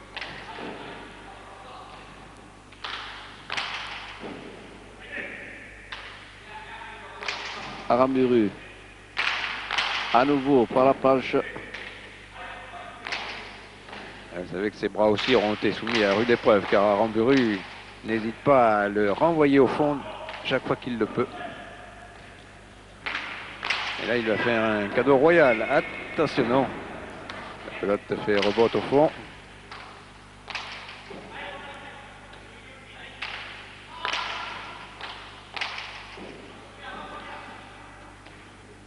Ah, pas de pitié chez Beñat Jospe. Il sait qu'à présent, il faut jouer à l'arrière et éviter au maximum la volée d'Aramburu. Monsieur Asti n'est pas décidé à s'incliner aussi vite. Bonne planche encore.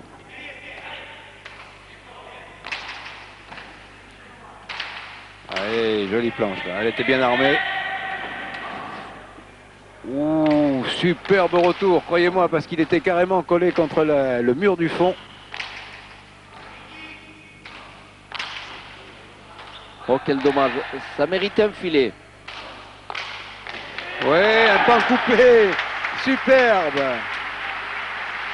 Allez, voilà les Blancs qui virent à leur tour à 40. Avec 3 points de retard, nous sommes dans la dernière ligne droite maintenant.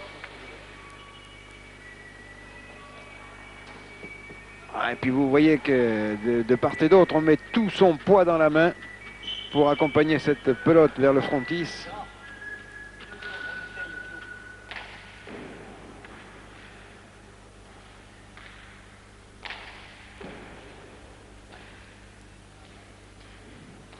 Et Beñat Jospe qui garde le contact avec la pelote pendant que ses adversaires se désaltèrent.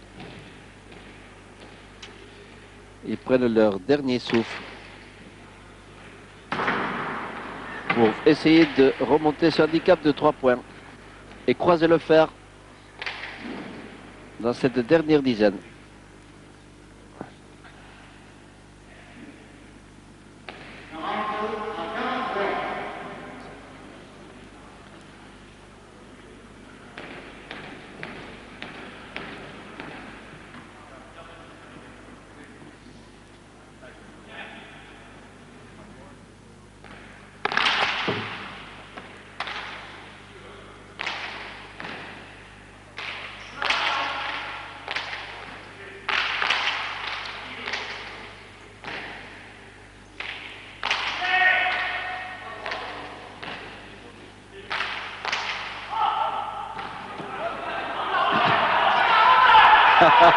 Ah là là, je vois Michel Etchegoyen qui proteste car il pense que cette pelote allait atterrir au mur de face.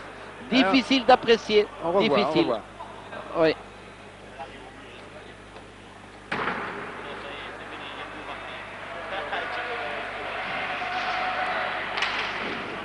Je crois que Albert Urrutia a bien jugé là encore.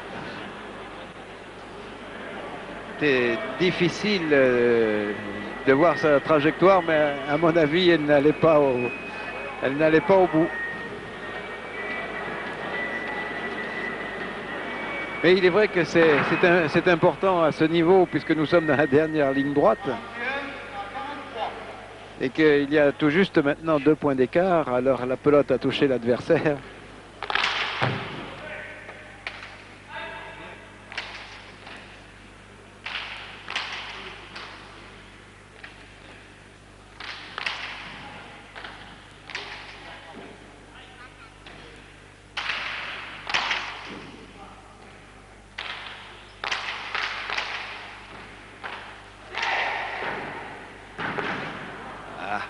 Et oui, une attaque au pied de Beñat Jospe qui a pris un défaut.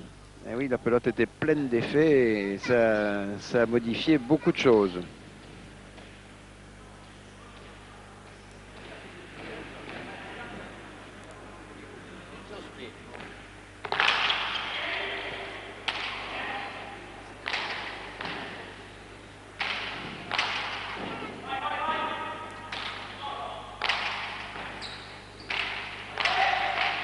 Oui, bien sauvé. Une deuxième fois. Eh bien, la défense a payé cette fois-ci. La défense d'Aramburu en 2 occasions successives. Oui, il s'est mélangé un petit peu. C'est classique. Beñat Jospe. 42-44. Et toujours l'instant.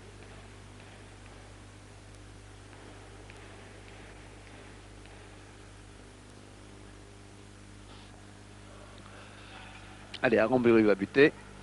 Et il va buter pour une égalisation ô combien importante. Non, bien ramené acrobatiquement de la part de Michel Etchegoyen. Mais un joli lob entre les deux joueurs rouges de la part de Sougasti, qui permet donc aux Blancs de revenir dans la partie.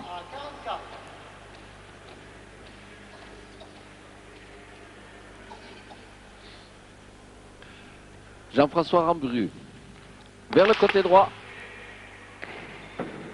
mais imperturbable, infaillible dans ses renvois. Michel Etchegouin ne se laisse jamais prendre à défaut ici au fond du trinquet.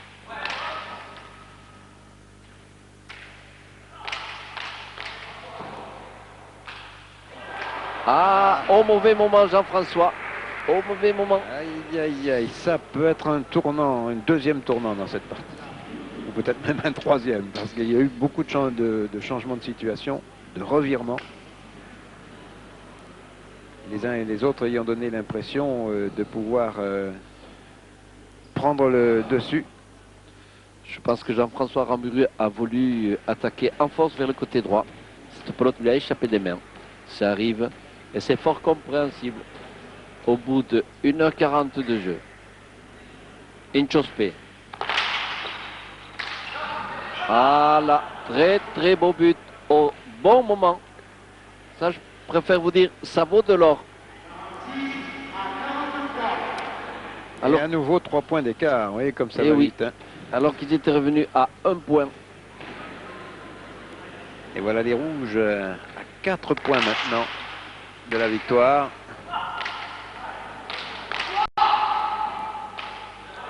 Paul Sougasti qui avait dit à Jean-François Ramburu, à toi. Alors que Etchegouin a tenté un pan coupé. Bien défendu quelle encore. condition physique de la part de ces 4 joueurs. Vous avez vu un peu comment Jean-François Ramburu s'est plaqué au sol. Alors que si Paul Sougasti est obligé de s'incliner sur cette attaque de Michel Etchegouin. Et le public qui applaudit à tout rompre, qui sent que les champions de France en titre indépendant s'apprêtent à remporter cette Coupe des As. Il faut dire que les deux joueurs rouges n'ont pas fait de cadeau et ils ont parfaitement eu raison avec 2 attaques à l'avant, plus une grande planche derrière, très profonde. Mais ce n'est pas terminé pour autant. Croyez-moi, les joueurs blancs ont encore quelques réserves. Et oui. Même si Aramburu, au passage, essaie de faire quelques étirements pour soulager ses reins. Je crois qu'il, sur son dernier blocage, il s'est fait peut-être un petit peu mal, mais ce n'est pas grave. Hop là, et oui. Ah oui. C'est une erreur, alors que son partenaire venait de lui demander d'assurer comme il le fallait. Et oui. C'est un des derniers credos parfaitement récités par les rouges. Regardez Inchospe comment cet avant rapide, souple, se dégage et oblige Sougasti à céder ce point. Ah, et voilà, ce dont nous parlions tout à l'heure, c'est-à-dire que l'expérience est en train de payer, le moral en face est complètement cassé, et voici les rouges à un tout petit point du bonheur, de la victoire dans cette finale de la Coupe des As.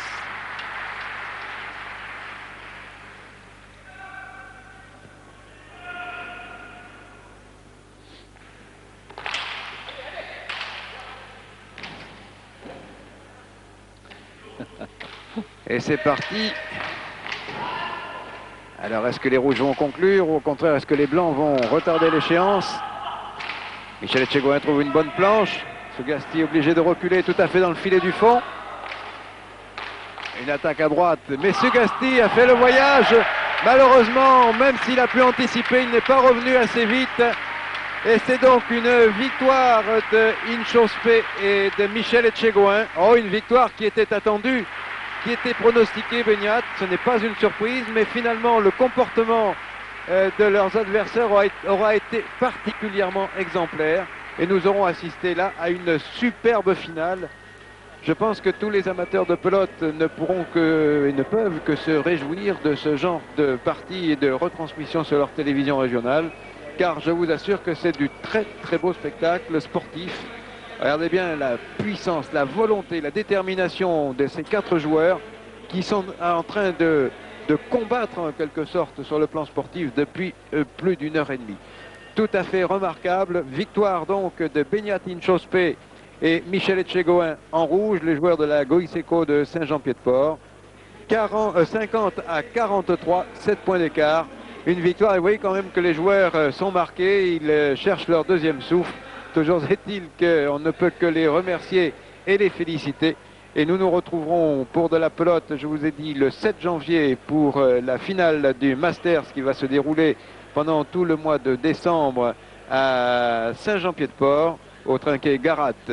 En ce qui concerne les rendez-vous sportifs, nous nous retrouverons 2 fois la semaine prochaine. Mercredi tout d'abord, ce sera exceptionnel pour un derby aquitain en hockey sur glace au championnat de France de première division où les Aquitains de Bordeaux accueilleront les joueurs de l'Ormandie d'Anglette. C'est une place dans le play-off qui se joue actuellement. Et puis samedi prochain en handball, les Girondins de Bordeaux, toujours en championnat de France de première division, accueilleront le Grand Montpellier. 13 matchs dans le championnat, 13 victoires s'il vous plaît, les Girondins qui sont 4e au classement. Voilà, c'était Beñat Herviti et Gérard Berlier depuis l'Aquitania à Pessac.